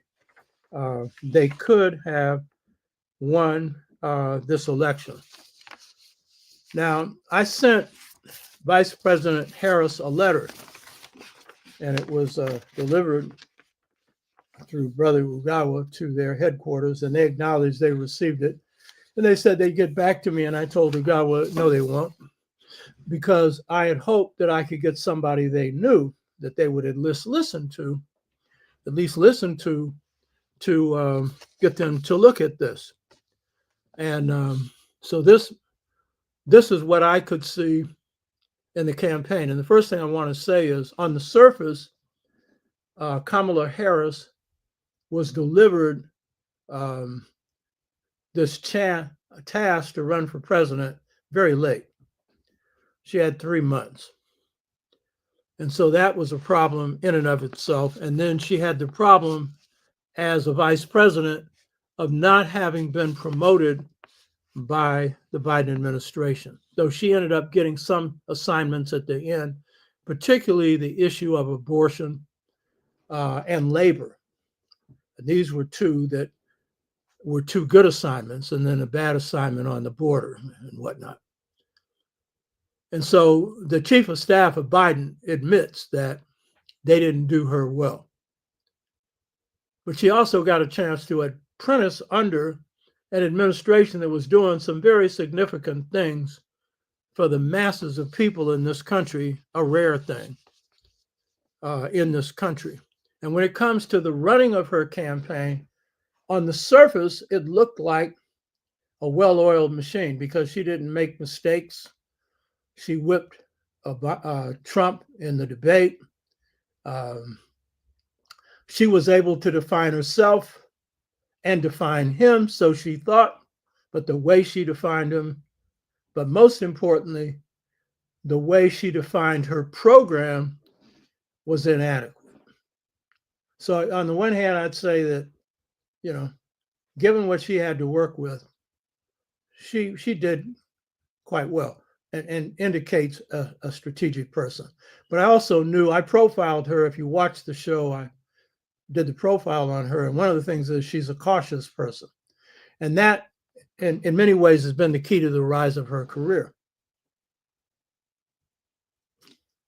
And it was key to her success as vice president. You can't be going out and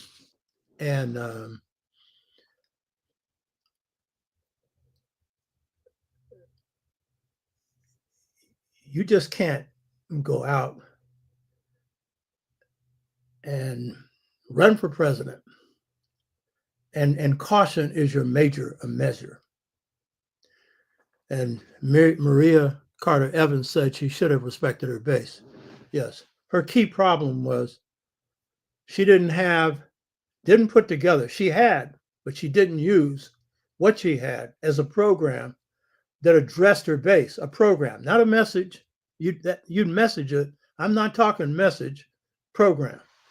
So I sent her a letter. It's long. I'm not going to read all of it to you, but I'm going to say that in the beginning, I introduced myself, tell her that I led the movement that politicized her mother and father and gave birth to the UC Berkeley free speech movement that her mother demonstrated and her father,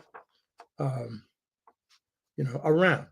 And I didn't talk about this in the letter, but the Afro-American Association that also contributed to the consciousness of her mother. And then I raised a question in this letter. Why have you hit a wall? I mean, all the stuff you're doing, what's wrong? You should be way ahead, And so what I talked about was, first of all, that she had hit a wall in Pennsylvania and the other swing states, particularly the Rust Belt states, because the people in those states were undergoing a choice between two cultures. And I know they've never heard of this analysis before. And I point out, I read here, when millions of workers lost their jobs, families, the transmitters of culture, went into crisis, and many families collapsed. Blacks are like the canaries in the coal mine. What happens to blacks happens later to everyone else. Between 1865 and 1968, 75% of black families were made up of two-parent households. Since deindustrialization, NAFTA, and other trade deals, black two-parent households have fallen to 37.9% from 75%. And 60% from middle-class black families. That's very important to note because we often don't look at the class dimension of all of this. With the weakening of black families, the choice between two cultures, especially for black youth and especially younger black males, is between a humanistic, spiritual, family-centered black culture and a materialistic, individualistic, corporate-based culture. Most black youth continue to practice African-American culture. However, where corporate values have conflicted with African-American values, some of the younger black males who are hardest hit by deindustrialization have the highest imprisonment rates, the lowest marriage rates. Some of them have chosen individualism and materialism over humanistic cultural values of blacks as a whole. The key point is this: if you had a program that was appealing to the material needs of our people, along with other things, but especially the economic needs of our people, you'd get their eyes. And most of them weren't falling for Trump anyway. So Trump has cut into a small but significant sector of the black youth vote and the black male vote. And then I go on to explain what else he's faced with. For the United States as a whole, as good-paying jobs disappear, white families were also weakened. In 1960, 93% of white families had two parents, with 87% of working class white families consisting of two-parent households. What's important here is there's very little difference between the working class white family in 1960 and the middle class black family. Very little, meaning that they're getting the kind of jobs that enable them to support their families. Today, only 60%.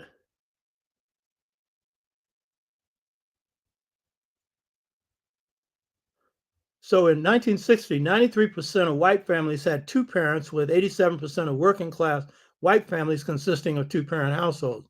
In 2024, 70% of white families consist of two-parent households, a fall of 23% in two-parent households. The U.S. has the highest rate of children living with one parent in the world. One parent in the world. With blacks having the highest percentage of families with one parent.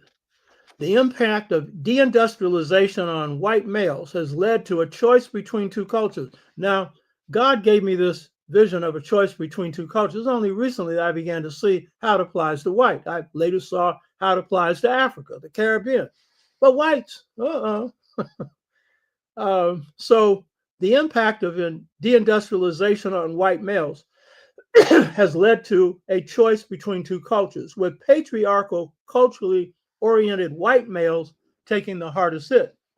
The two groups that have been hardest hit by deindustrialization have been black and white males in particular, with blacks taking the hardest hit. With the loss of good-paying industrial jobs, many white working class men began having feelings of hopelessness, powerlessness, isolation, and a decreased sense of manhood and purpose because of their reduced capacity to be patriarchal breadwinners.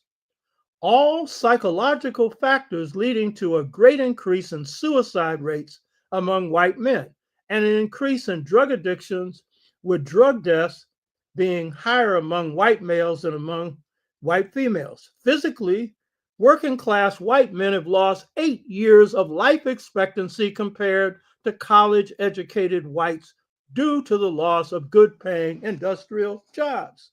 Now you're saying, why am I talking about white people? Because this is a phenomenon that hits America. And God gave me the best analysis on what it's led to. The Trump movement is not just a political movement, it's a cultural movement. It's a cultural movement. And white males drive it, though white females are close behind. The difference between the percentage of white females that voted for Trump and white males is almost nothing. So get that straight. Trump knows something else. If he got the white man, he's got the white woman. With black people, there's usually very little difference between the two of us because we share a common culture. And of the two, the most nationalistic is the black woman, because the black woman gives birth to black folks. She is the one that passes on culture, and she's the one that, as my best friend K.N.E. Solowazi says, and many sisters say, she makes things happen. Not that brothers don't, but even when brothers are making things happen, they have got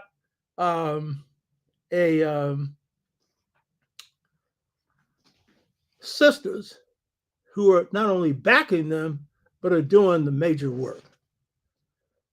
So this was a preface for me saying, you need to address your base. And so based on your closing message, because this is the point I sent this, because at that point in the beginning, I didn't know where she was going. No, I figured it would go this way. But I figured the time she's going to listen is when everything's indicating she's up against a wall. And one thing was for certain, I knew that Trump would bring out 5 million more voters. I knew that because he brought out 4 million the last time. But this is what I do. I'm a strategist, so it's not hard to predict. And I also knew that neither side was going to bring out the base that they had brought out in 2020, because you don't have COVID, you don't have George Floyd, Breonna Taylor, you don't have a movement, you don't have the mishandling of COVID that led to a huge number of deaths, with Blacks suffering 40% of the deaths in this country. So this is the other thing that I said to her, that wasn't in the letter. Based on your closing message, based on this, your closing message should show that you feel the pain and are addressing it through the Biden-Harris Infrastructure CHIPS Act and IRA environmental program. Make it clear that these programs are based on the rejection of the NAFTA deindustrialization plans that produced economic inequality, weakened unions and families. And by the way, that's the major motive for Biden doing this. He just never stood up and said so. He said, I'm opposed to trickle-down economics, which meant Reaganomics, but he didn't just say it's deindustrialization, it's neoliberalism that caused this, but that was the basis of it, and she knew it. So make it clear that these programs, based on the rejection of the NAFTA deindustrialization programs that produced economic inequality, weakened unions and families. Make it clear that your plans expand and add new programs, making working class families, and especially Blacks, have more jobs by, under Build Back Better, providing over 14 million. See, when people, this ain't in a letter, when people are really suffering, you got to have big stuff to address it. And they did. A lot of people didn't know it. So make it clear. That should have been what she ran on for the whole time. And then make it clear you're going to build millions and millions more than the 14 million. And they're good paying jobs. Make it clear that the American dream is out of the reach for a lot of people because they can't afford to have a roof over their head. So, side point, I didn't refer this in the letter because this is the size of a press release, a little bit larger. She was given $25,000 for a down payment on a house that the average cost of which is $400,000, which requires you to put $100,000 down on the house. Who's got that kind of money? You know? So your plan should reduce the cost of rental housing by going back to the practice of the federal government providing millions of units of quality, low-income housing under $1,000 a month through HUD, with a program for cooperative home ownership, as we did. That's what happened when we took over, built the housing, Marcus Garvey, Martin Luther King housing. The people went in it and turned it into a co-op. And that way the government pays for building it and then it turns the ownership over to them. You're not just a renter. Huh? Announce that you will fight to restore the provisions under the Biden-Harris plan to make community colleges free, to provide free job training for union working class jobs through training workers in growth sectors of the economy, such as healthcare. As part of your support for unions and union jobs, announce that you support the growing movement for the unionization of service jobs so that service jobs provide the pay of manufacturing jobs, enabling all Americans to live a good life. As a part of your closing message, make it clear that your plan will revitalize two-parent households through providing good-paying jobs. Finally, make it crystal clear that if Donald Trump is reelected, he will destroy all of this. Now, this is only a brief part of what I had to say, but it was a part to catch her eye. But the point is, she was directing a campaign towards the middle class, the white middle class, because the base that supports her is actually a base of whites, black, brown, yellow, and Jews. And in all cases, the majority of them end up supporting the Democratic Party, though Trump knocked those numbers down significantly along specifically with certain groups. So the point is, the main reason she lost is she didn't have a program for her base from the beginning. I'm bringing this at the end because I knew she wasn't going to be listening to me in the beginning, but when you're up against a wall, well, hey, don't you see it? Everything you're doing, you should have a whole lot of people out.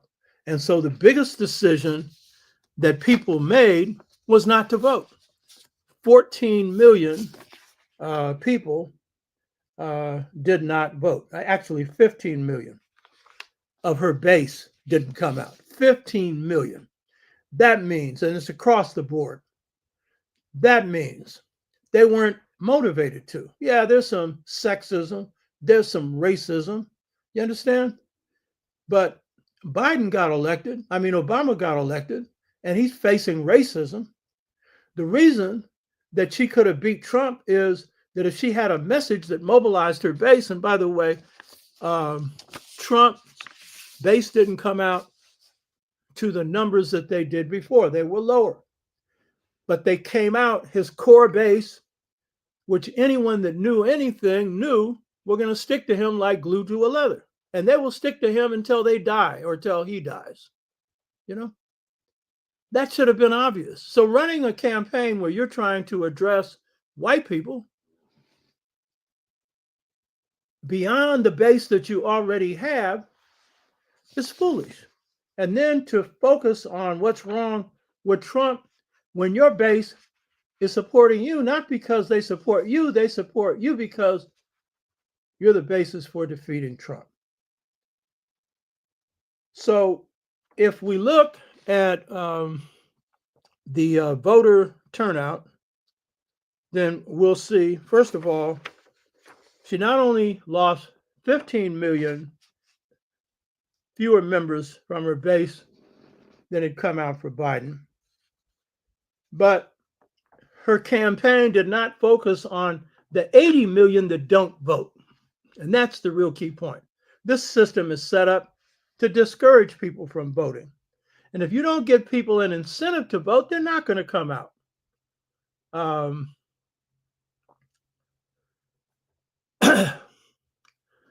Hecker says Obama had a good message. Well, actually, his message was, I'm the change. This boy faced an economic collapse. He had the second greatest opportunity in the world to do whatever he wanted to do. He had the House and the Senate, and I said so for 8 years. And my good anti-white supremacist friends who are very conscious were all telling me, oh, he can't do that. He'll offend white people. Power ain't got nothing to do with offending anybody. He had 60 votes in the Senate. He had the House. And the only thing working was the federal government. He could do anything he wanted to do. And guess what? The Klan voted for him. Why? Because the economy was collapsing, and McCain, his particular opponent, had both feet in the grave. And so one Klansman was interviewed. Who you going to vote for? He said the end. You know what he meant? It wasn't no end. He gave you the full word. I'm voting for him. Can you imagine when a Klansman makes this decision? Why? Obama said when he got in office, he said, you think they would have elected us without this crisis? But he comes in with the crisis, but no crisis program. Why? Because like Kamala Harris, he's a moderate, trained in Harvard. The worst people you can have in leadership comes from the Ivy League unless they've been debrainwashed, because they have been thoroughly programmed. And Obama was smart enough to see through neoliberalism. He and another classmate in law school wrote a book against neoliberalism. They never published it, because if they did, he had never been nominated for anything, not even a dog catcher. But he knew what he was faced with. Instead, he works on healthcare, with healthcare being shaped by Big Pharma. The health industry wrote his healthcare bill. It's better than what they had before, but it ain't no medical program for all, Medicare care for all. He could have pushed that through. But more important, his first priority was economic. First priority was to save black and white and brown, red and yellow homeowners. Save them. Instead, he saved the banks and the investment houses. And then let you know, I am the change.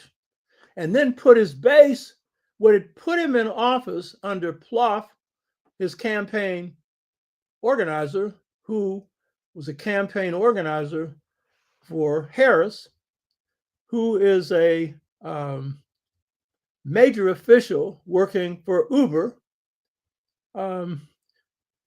He put him in charge of his base in the Democratic Party so that they would not be active to put pressure on him. So that's the problem. We were so happy having a first black president.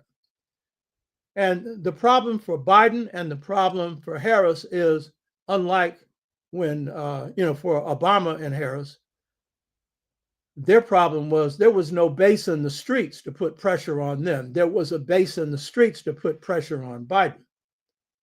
Black Lives Matter and many others that a lot of you don't even appreciate. That's what really put Trump out of the White House. So that was another reason. So not appealing to her base was the main problem, programmatically, and big, not small. So if we look at the turnout, 57% of white women voted for Trump and 59% of white men. There's only a 2 percentage point difference. And you can attribute this to his victory. No, he wouldn't have won if he didn't cut into other segments. But more important, he would have lost had the base that Harris had been organized and mobilized. Now, here's the number we often don't look at. While 47% of white women voted for Trump and 59% of white men did, 49% of white women voted for Harris, and only 12% difference. And 39% of white men voted for Harris. Now that's a 20% difference. The point is this: the reason that the Democrats in any presidential campaign have a campaign that only they can lose, but they could win if they do it right, is that they have a coalition that outnumbers them. So let's take, for example, the black vote, and I'm going to show you where the weakness in the white vote is. This is from the polls that come from people after they voted. 78% of black men voted for Harris, 92% of black women voted for Harris, which means overall 87% of blacks voted for Harris. Now, there's a couple of things to get straight. Whites control a declining but much larger percentage of the vote than we do, but we don't split. Whites split. And that's a key reason that when you have a coalition, you can win. And that's always been the case. And I told you the rule, 3-3-3. A third of whites will support something, a third of whites will oppose it, and a third of whites will be neutral. And Trump got more than a third. But the point is, they split. And black people generally stay together. And so when you add to that the other votes of Latinos, of Asians, then, it gives you the win. And see, whites, while they have still the largest number, it's a declining number. Because in 20 years, they're going to be a minority. And that is why you have Project 2025 to do ethnic cleansing, to get as many dark-skinned people out of this country as possible. And you got some Negroes running around with red Trump hats on. You got some who are in the multi-millionaire class supporting him because of the tax break. They're not talking about breaking our backs through restoring Jim Crow through basically putting fascism on the country. They're just looking at the amount of money that they can put into a new yacht. You understand? So the other shift in this campaign was the Latino shift, and this was very much by sex. 54% of Latino men voted for Trump, and 61% of Latino women voted for Harris. So what does all this mean? In the case of the Black vote, Blacks generally delivered for Harris, though probably the numbers were lower, just as it was for every other group, because she failed to mobilize her base. Harris did not have an appeal for younger Black men. In the last minute, she was patching together programs to appeal to them. So this was a major failure, and don't blame Black men for this. But note that the Black woman was most intelligent because she understood where the interest lay. You could say, yes, she's voting for a Black woman, but basically the same percentage of Black women voted for Biden. They're looking out for their interests. And the majority of Black males did too. But that number, 78%, is different from the number for Biden, which was 86% of Black males voted for Biden. And you could say a little of this is sexism, but largely it's interests. And their interests weren't being appealed to. And men have been hurt most by this whole economic collapse, as I pointed out before. So in the case of, and a lot of Blacks that did not know what Biden had done. And so a lot of people were talking message points. And again, Ogawa has informed me on this because he stays on top of the ignorant, and I don't. And so he knows all this. So there was a lot of programming coming on the ignorant on Biden on speeches that he gave 20 years ago.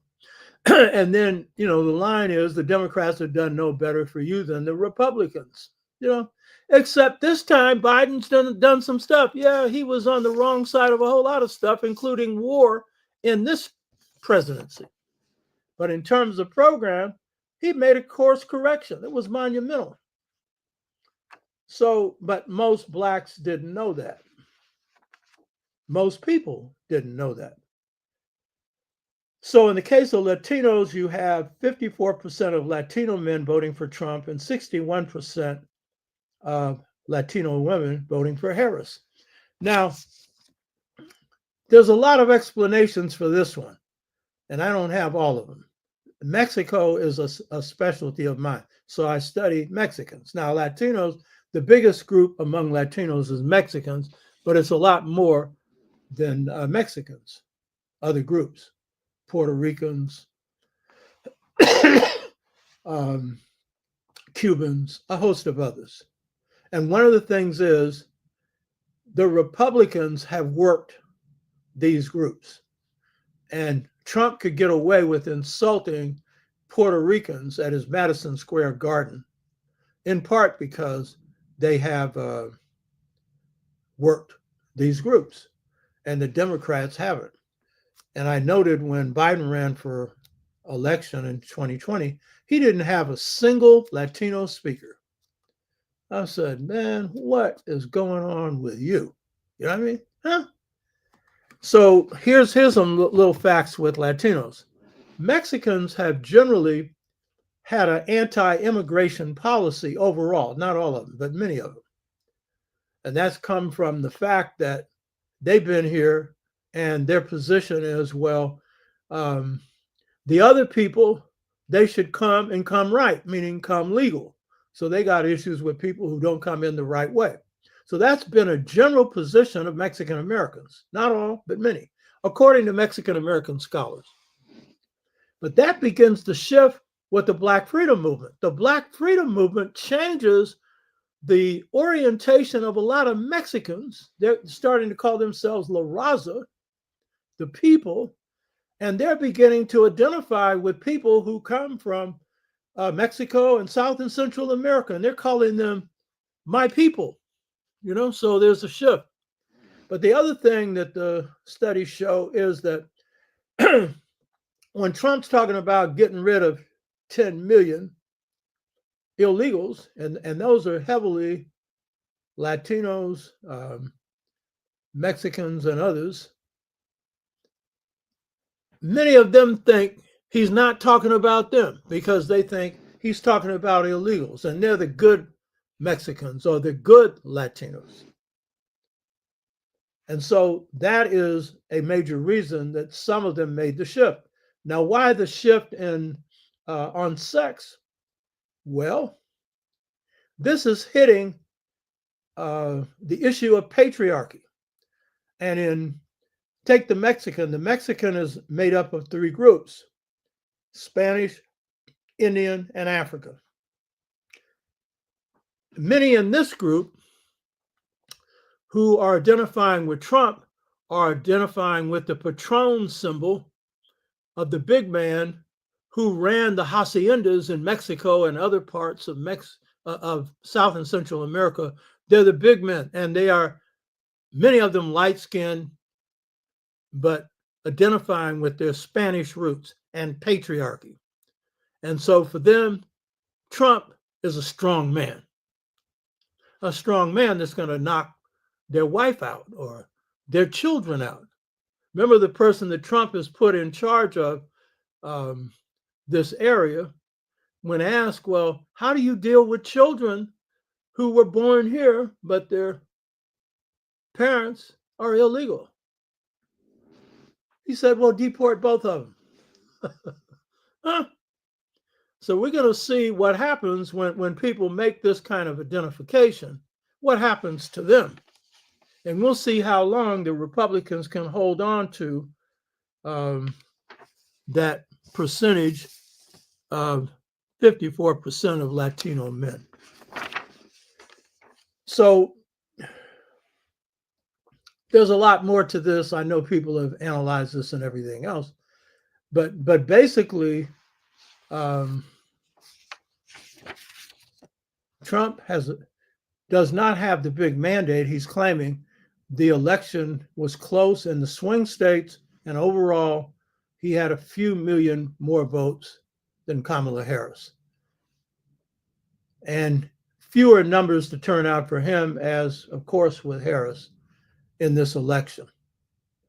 But he's going to treat this as a mandate, and you're seeing now he is staffing his administration with hardliners, and one of which is very important is the military, the Secretary of Defense. This person has no skill in this area, but what he has is an opposition to Blacks and people of color in high military positions. And Trump has indicated he will get rid of the 4-star Black Air Force general who's in charge of the Joint Chiefs of Staff immediately. And of course, he's also opposed to women in fighting positions. But the key point is Trump is putting in a mega person, a Make America Great, which means Make America White Again person, to really put control of the military into hardliners. And his job is to ferret out anyone that's going to go against Trump's orders. He wants to have a military that, as he said, is like Hitler's generals. That's what he wants. And in reading Mattis, who was his Secretary of Defense for a fairly long time, whose soldiers called him Mad Dog Mattis, and Mattis was no liberal, Mattis was trying to stop him every day from doing something that didn't make sense. In some cases, Trump wanted to do something that didn't make sense in the national security framework that actually wasn't a bad idea, like ending the war in Ukraine. It's not a bad idea. Sorry, you know. The Ukrainians have already lost, sorry. But in general, this is what he wants. And when I did the profile on Trump, Trump said, I don't need any experts. He said, I'm the only expert I need. And he's a know-nothing. He knows absolutely nothing. And he said, and I need some assistants that will do what I say. Now, he said that will help me, but he meant do what I say. He doesn't know what he's going to do. The worst thing about this Trump administration isn't Project 2025, which is bad. It's Trump, because Trump doesn't know what he's going to do. And so with the control of both houses, you're in a position of the implementation of what is real fascism. And with the Supreme Court giving the president unlimited executive authority, he's been given a go-ahead with no checks. So we have to be about building power. And that was the title of this, but I'm going to use the next show. And I've been using almost all my shows on how we build Black power. But I think to do this and give it proper attention, I need to develop and put more time into this and have more people in the discussion. But we've been through hard times before. I ain't no way tired. And I'm not surprised. That's why I encourage people to do everything to fight this, because you were in a position where you could and defeat it. And if they had been properly organized, it would have been. And then we would have had the problems with the Democrats. But the thing about the Democrats, you can put some pressure on them. Trump is going to be a different kind of thing that has to happen there.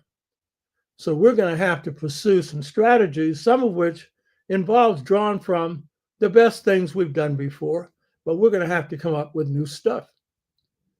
And this, to really build real Black power, we're going to have to, and I ended my last show, live show, was on rebuilding Black communities and focusing on the central purpose in any organizing drive of rebuilding Black families. And that's going to be key.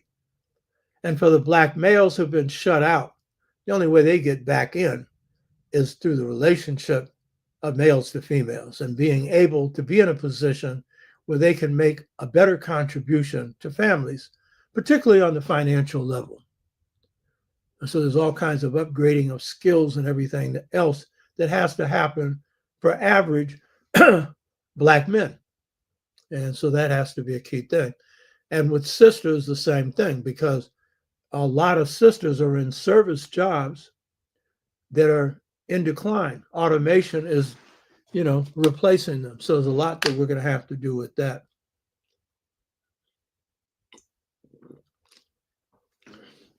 So rebuilding our communities is key, and rebuilding power, political, economic, social, drawing from our culture. So I spend a lot of time down the road, and I've been spending a lot of time, period, on this. This is my concern. What I'm writing now is for the future and the present. And one thing I'll say that you may not realize now, some of you do. Right now, we're facing right-wing fascism. That's what it is. But even under circumstances that we faced before, the real change for Blacks is going to have to involve a restructuring of this society and of this country, because we're on the bottom, Native Americans on the rock bottom, because it's structured into the system. And the government has played a big part in structuring it, but it's the economy and those that control it that have kept that going. And then the instruments of force and violence that have supported it to try and keep us in our place. That's why the youth have come up with Black Lives Matter and anti-police violence initiatives.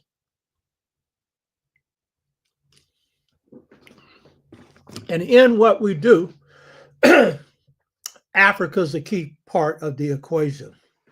When I was talking about GDP, by the way, Africa has close to 1.4 billion people, not under one government, because it's a continent, and we're going to need some kind of unity in Africa. The actual estimated population of Africa is 1.39 billion and growing, and it will soon exceed China and will soon exceed India. The GDP of Africa is 3.1 trillion. And the GDP of India is 3.41 trillion. And the GDP of Africa is greater than that of France or of Russia or of Germany. So anything we do historically has had Africa in the equation, and you've had a lot of propaganda on the internet against Pan-Africanism. And that's about as foolish as you can get. Show me where you have Europeans against Pan-Europeanism, or Asians against Asians working together. I mean, the Chinese diaspora helped rebuild China. So that's a part of the equation that we've been drawn from and have to draw from more deeply. We're an African people in America, and whatever we do got to be tied to Africa, as well as the Caribbean and South America. So I'll get into more on the building of Black power next week. But I'd say that just as our people in 1876 were faced with a set of circumstances that required us to unify, and many Blacks moved to build economic power when they were totally excluded from political power, to build up savings institutions, banks, using secret societies as a takeoff group that did that organizing. They built up Black churches that a lot of us dismiss, but they were based off of voodoo and a very different kind of orientation than white churches, and provided a place for people to meet and to do a whole lot of other things. They built up a business infrastructure and a host of other things. So today, under the challenges we're faced right now, we're going to have to really draw on raising the consciousness of our people while we organize. And while the greatest gain of the 60s was the awakening of Blacks, we have uncovered how that awakening works. Built into any organizing, there has to be a deepening of the awareness and the consciousness of our people. So there's a whole lot we got to do. And I ain't in no way tired, and I don't think you are either. So I hope you got something out of this. Hotep.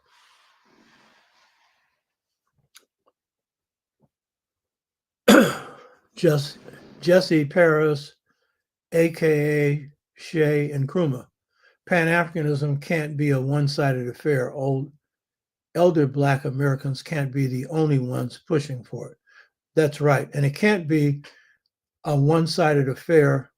What we're doing for Africa and Africa's not doing for us. It's got to be reciprocal. For example, we put out a lot in supporting African liberation movements, providing money for material, including arms, clothes, medical supplies, general things. And we did a lot of that. But we could have been more political in demanding more in return. And so whatever we do, it's got to be reciprocal. And it's got to benefit the masses of our people. A lot of young people who are being fed by the internet, they don't know that much about Pan-Africanism. They don't understand why Malcolm spent a good deal of his last year in Africa, for example. They don't understand why Garvey's power was so strong. It was drawn from our base in the US that gave him the kickoff, but it was drawing from Africa and African consciousness. So this is part of what we have to do. So it has to be integrated into our lives, Pan-Africanism, which means one Africa. That's a long-term objective, but right now, it's working to support Africa in the positive moves that it takes to build Africa. We worked with Nkrumah Nyerere, for example. Why? He was the most practical leader when it came to building Pan-Africanism on the ground for his people and in support of African Americans. He provided the place for Rap Brown when he was being chased by the FBI. So same thing now. We got to lean into those things that are going on that are positive in Africa and connect them to what we're doing right now.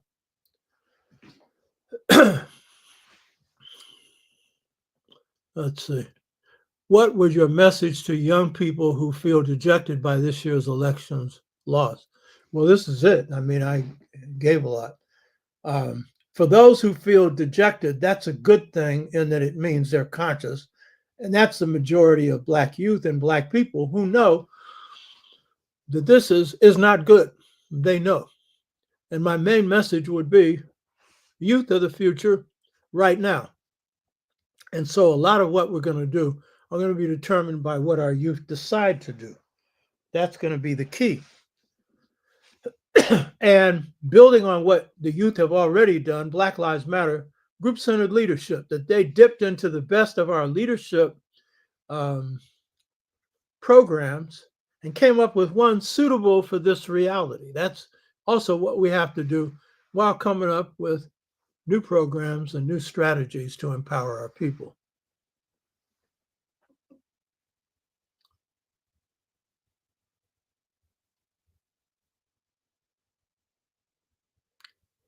Yeah, Maria Carter Evans was talking about the way in which young Black men had the finger pointed at, not only by Harris, but by Obama.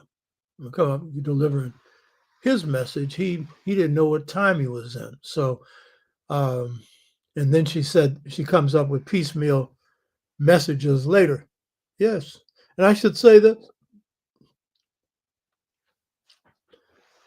when we're dealing with leadership on whatever level, political, the main thing for me, I'm not a political campaign organizer. I haven't been, never have, because main power is in the streets. So that's where my organizing is. But the quality of your leadership is measured by the quality of their consciousness. And we need group-centered leadership, not singular leadership. But that consciousness is real key. And if your consciousness is not Black and African, you're going to be in trouble. And if you've got leadership that's coming out of an assimilationist consciousness, then they're going to place more value on their allies, white, than their own people. So this is a real key thing. Transforming consciousness is real key. Ogawa, did the Black Power movement use intellectual warfare tactics to build political awareness throughout our community? How could we use the lessons learned then in these times? The first thing to understand is the real Black Power movement was the Black Freedom movement. So that's the first thing to understand, because it's the Black Freedom movement that transformed the mindset of activists to Black.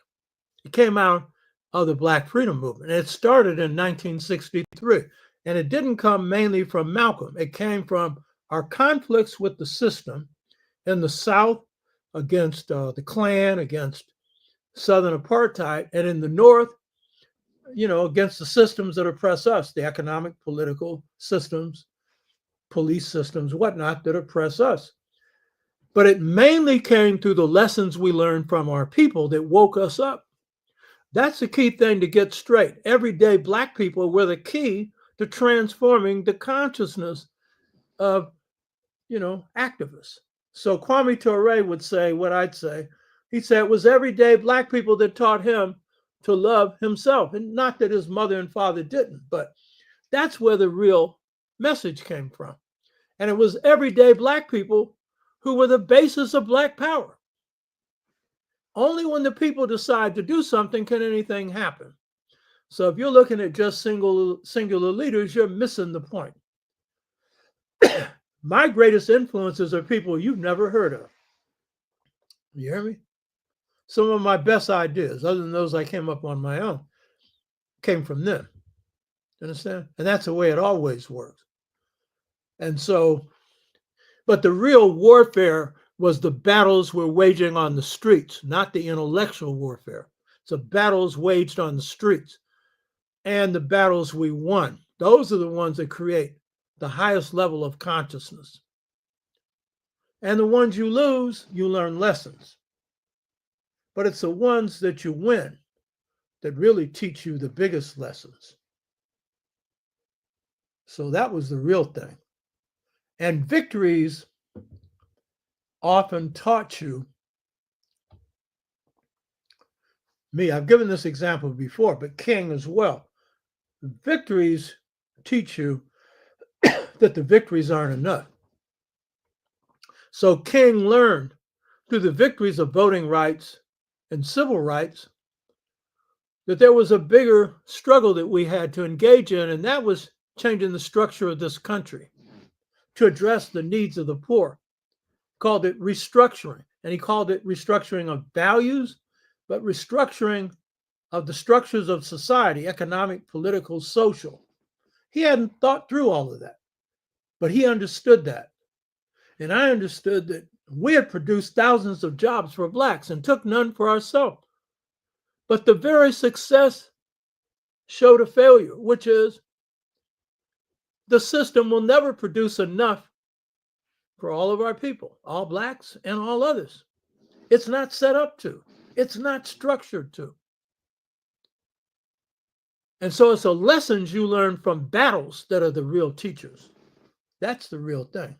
We over-intellectualize stuff. And in fact, I think one of the reasons why we were successful is we didn't have all these highly developed ideas that might get us in trouble. Now, developed ideas are good, but you don't follow your philosophy per se. You deal with the circumstances. And then what you have in the situation, based on what you're faced with, you come up with strategies and tactics to deal with that. Now, the philosophy and stuff will help you to see things, but sometimes being so highly evolved, if you make the mistake of thinking that the intellect is the driving thing in terms of, the philosophy is the driving thing in terms of what you do, you're going to miss some stuff. You're going to over-intellectualize. That's why most of the intellectuals are not good at producing movements. That's why most of the nationalists have not organized a successful movement. They got all these big ideas, but why didn't you put them to work on the ground? Test them out. When you do that, you're going to have to be with the people. And the people ain't going for something because it's pretty. Amilcar Cabral said people don't eat ideas. They eat programs. That is what the programs produce. Food, a roof over their head, clothing, money in their pocket.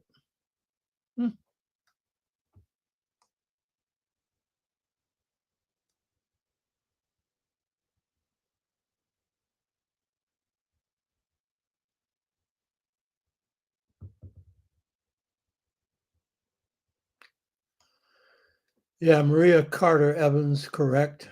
Kamala is Black adjacent, just like Obama, not from the base. Yeah, true.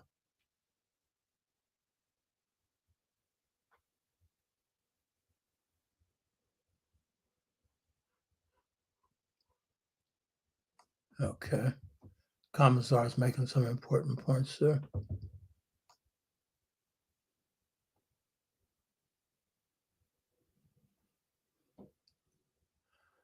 Yeah, Chalky White makes an important point that Kamala only got 1% of the Democratic delegates when she ran independently in 2019.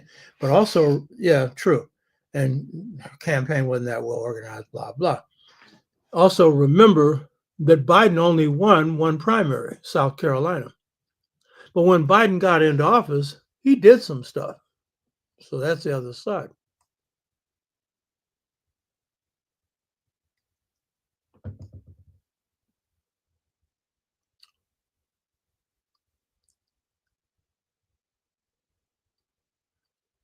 Kamala Harris, Maria Carter Evans. Kamala tried to be Obama 2.0, but the base learned the lesson. She didn't stand a chance. We're not going back. We are the change. Watch out, world. Yeah. Yeah, the best advice Obama gave was speak to your biography. Yeah, that's what he did. No, speak to your program, lady.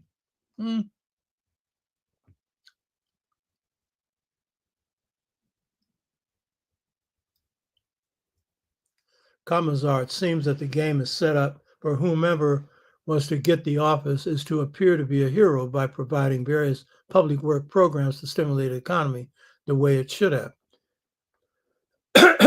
No. In the case of Biden, his moves to come up with programs went against corporate heads that didn't like it. He didn't have any great support coming from the corporate sector for that. And that's why he could only get half his program through.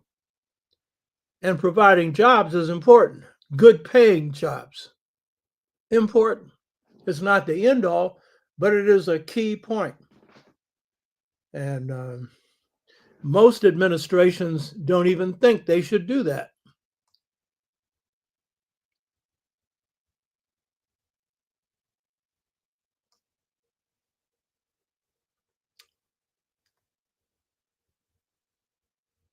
Heck, Trump will be gone in 4 years. Yeah, but it's what can happen in those 4 years. So we better get our stuff together.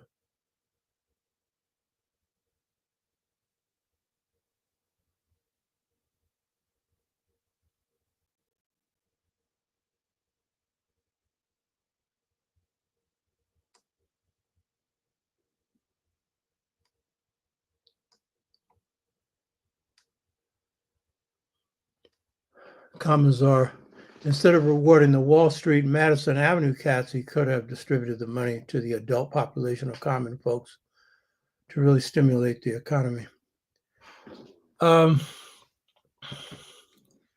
You could make a point here that he could have done a jobs program that, like Roosevelt did, provided directly by the government. Could have. But that would have to be ongoing, not just some temporary stuff to really have an effect. So yeah, that's one option. The question is, could he have got the votes to get that through? So his set of programs that he's carried out has a private sector involvement in it. So that's true. But the fact is, it's structured in such a way to benefit a mass of people. So because he's a centrist who was moving to the left, that's how he moved. And because of the constraints on him, he had a one vote majority in the Senate, and two of those votes were people that gave him a lot of trouble. So he was able to squeeze out a near $2 trillion program with them serving as a brick. Let's see if there's anything else here.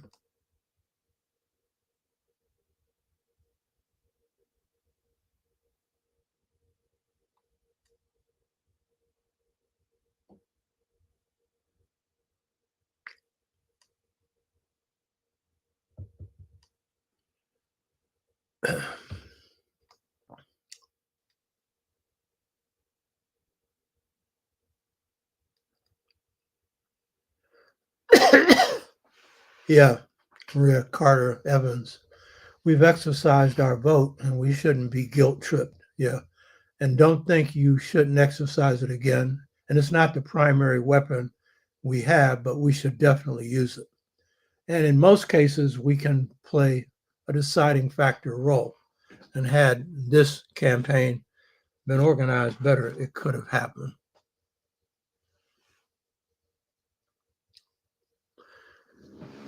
Okay, I hope you got something out of this. Heck, did I ever consider politics as a career? No, but it would have been easy because leading the movement that I led, I could have been elected to the House of Representatives easily. And you'll find that CORE in Brooklyn, we put Major, a guy named Major something or other. He was in Congress for many years. SCLC, the District of Columbia representative, comes from King's organization. So I had the name recognition. I had the history. I knew I'd lose in the first, but I'd win in the second, and I had the base, the organizing. But no, I never wanted to. And the reason is that the electoral route, House of Representatives, or if you're talking mayors or whatever, city councils, whatever, they don't have the real power because, given the percentage of blacks there are in this country. And so we could produce an Adam Clayton Powell who did better than any congressman has done for everyday people, or Ron Dellums, who particularly on the issue of peace was strong and led the Armed Services Committee for 2 years, and I helped politicize him. But at the end, there's no real power there. Power is in the streets. And so, yeah, I never gave it any serious consideration.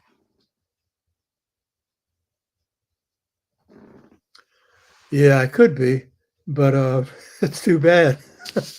They ain't listening to me. You know what I mean? He said I could be a good strategist and advisor for younger politicians. Yeah.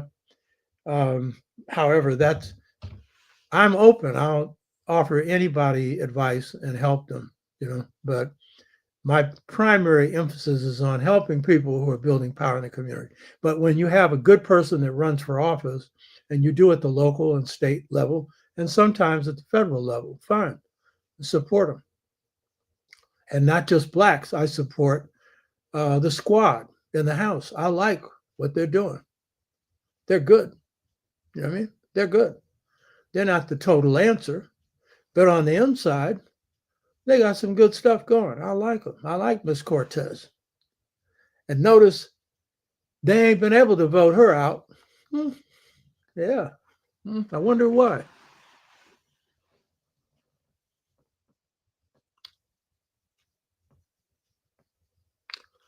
Yeah, it's true. Yeah.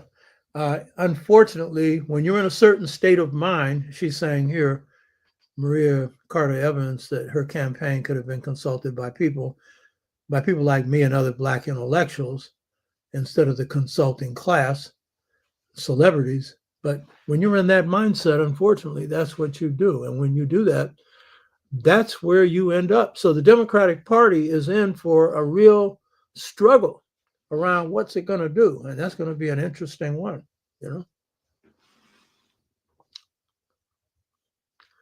Wolf Manlow, AOC is there to stay. Yeah, you're darn right. Yeah, so we got a lot to do. We've always had a lot to do, but a lot more to do now. But I'd say that just be observant of what's going on. If you're not involved in something, get involved in it. At the same time, look after yourself, look after your health. And, when I was talking about how the rich have impoverished this country to an extreme since the 70s, but always have, I pointed out that credit was one of the ways in which they gave people the chance to swim without drowning, but they're drowning in debt. And my advice to you is live on what you need, not what you want.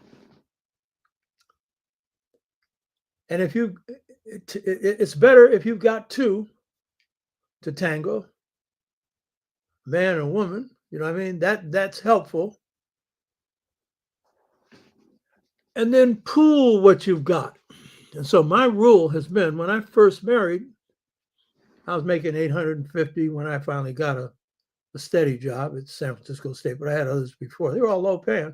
My wife was working in legal aid, my first wife, and we were making a lot, but the rule was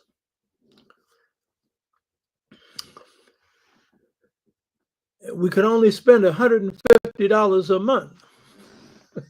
Huh? Anything else, we both had to agree. And everything else went into savings.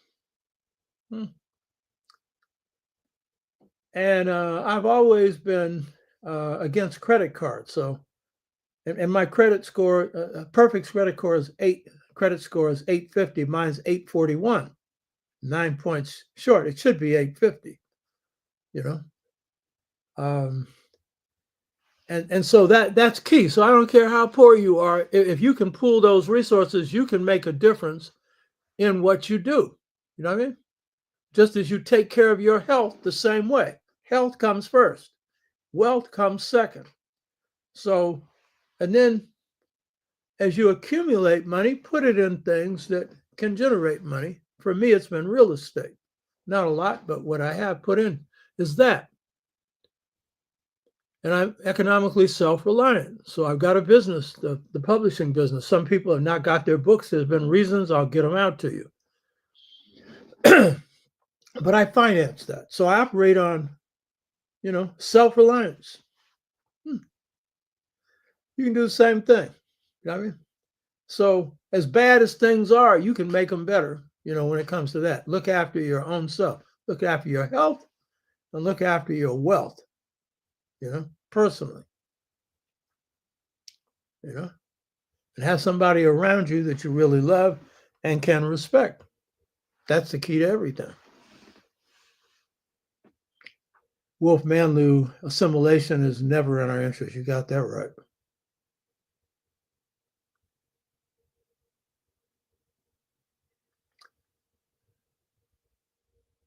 Oh, Jasmine Purifoy. Glad to have you, lady. Graduated from San Francisco State. She loved Africana Studies programs. Right on. That's something wherever you have red states, those programs are under attack,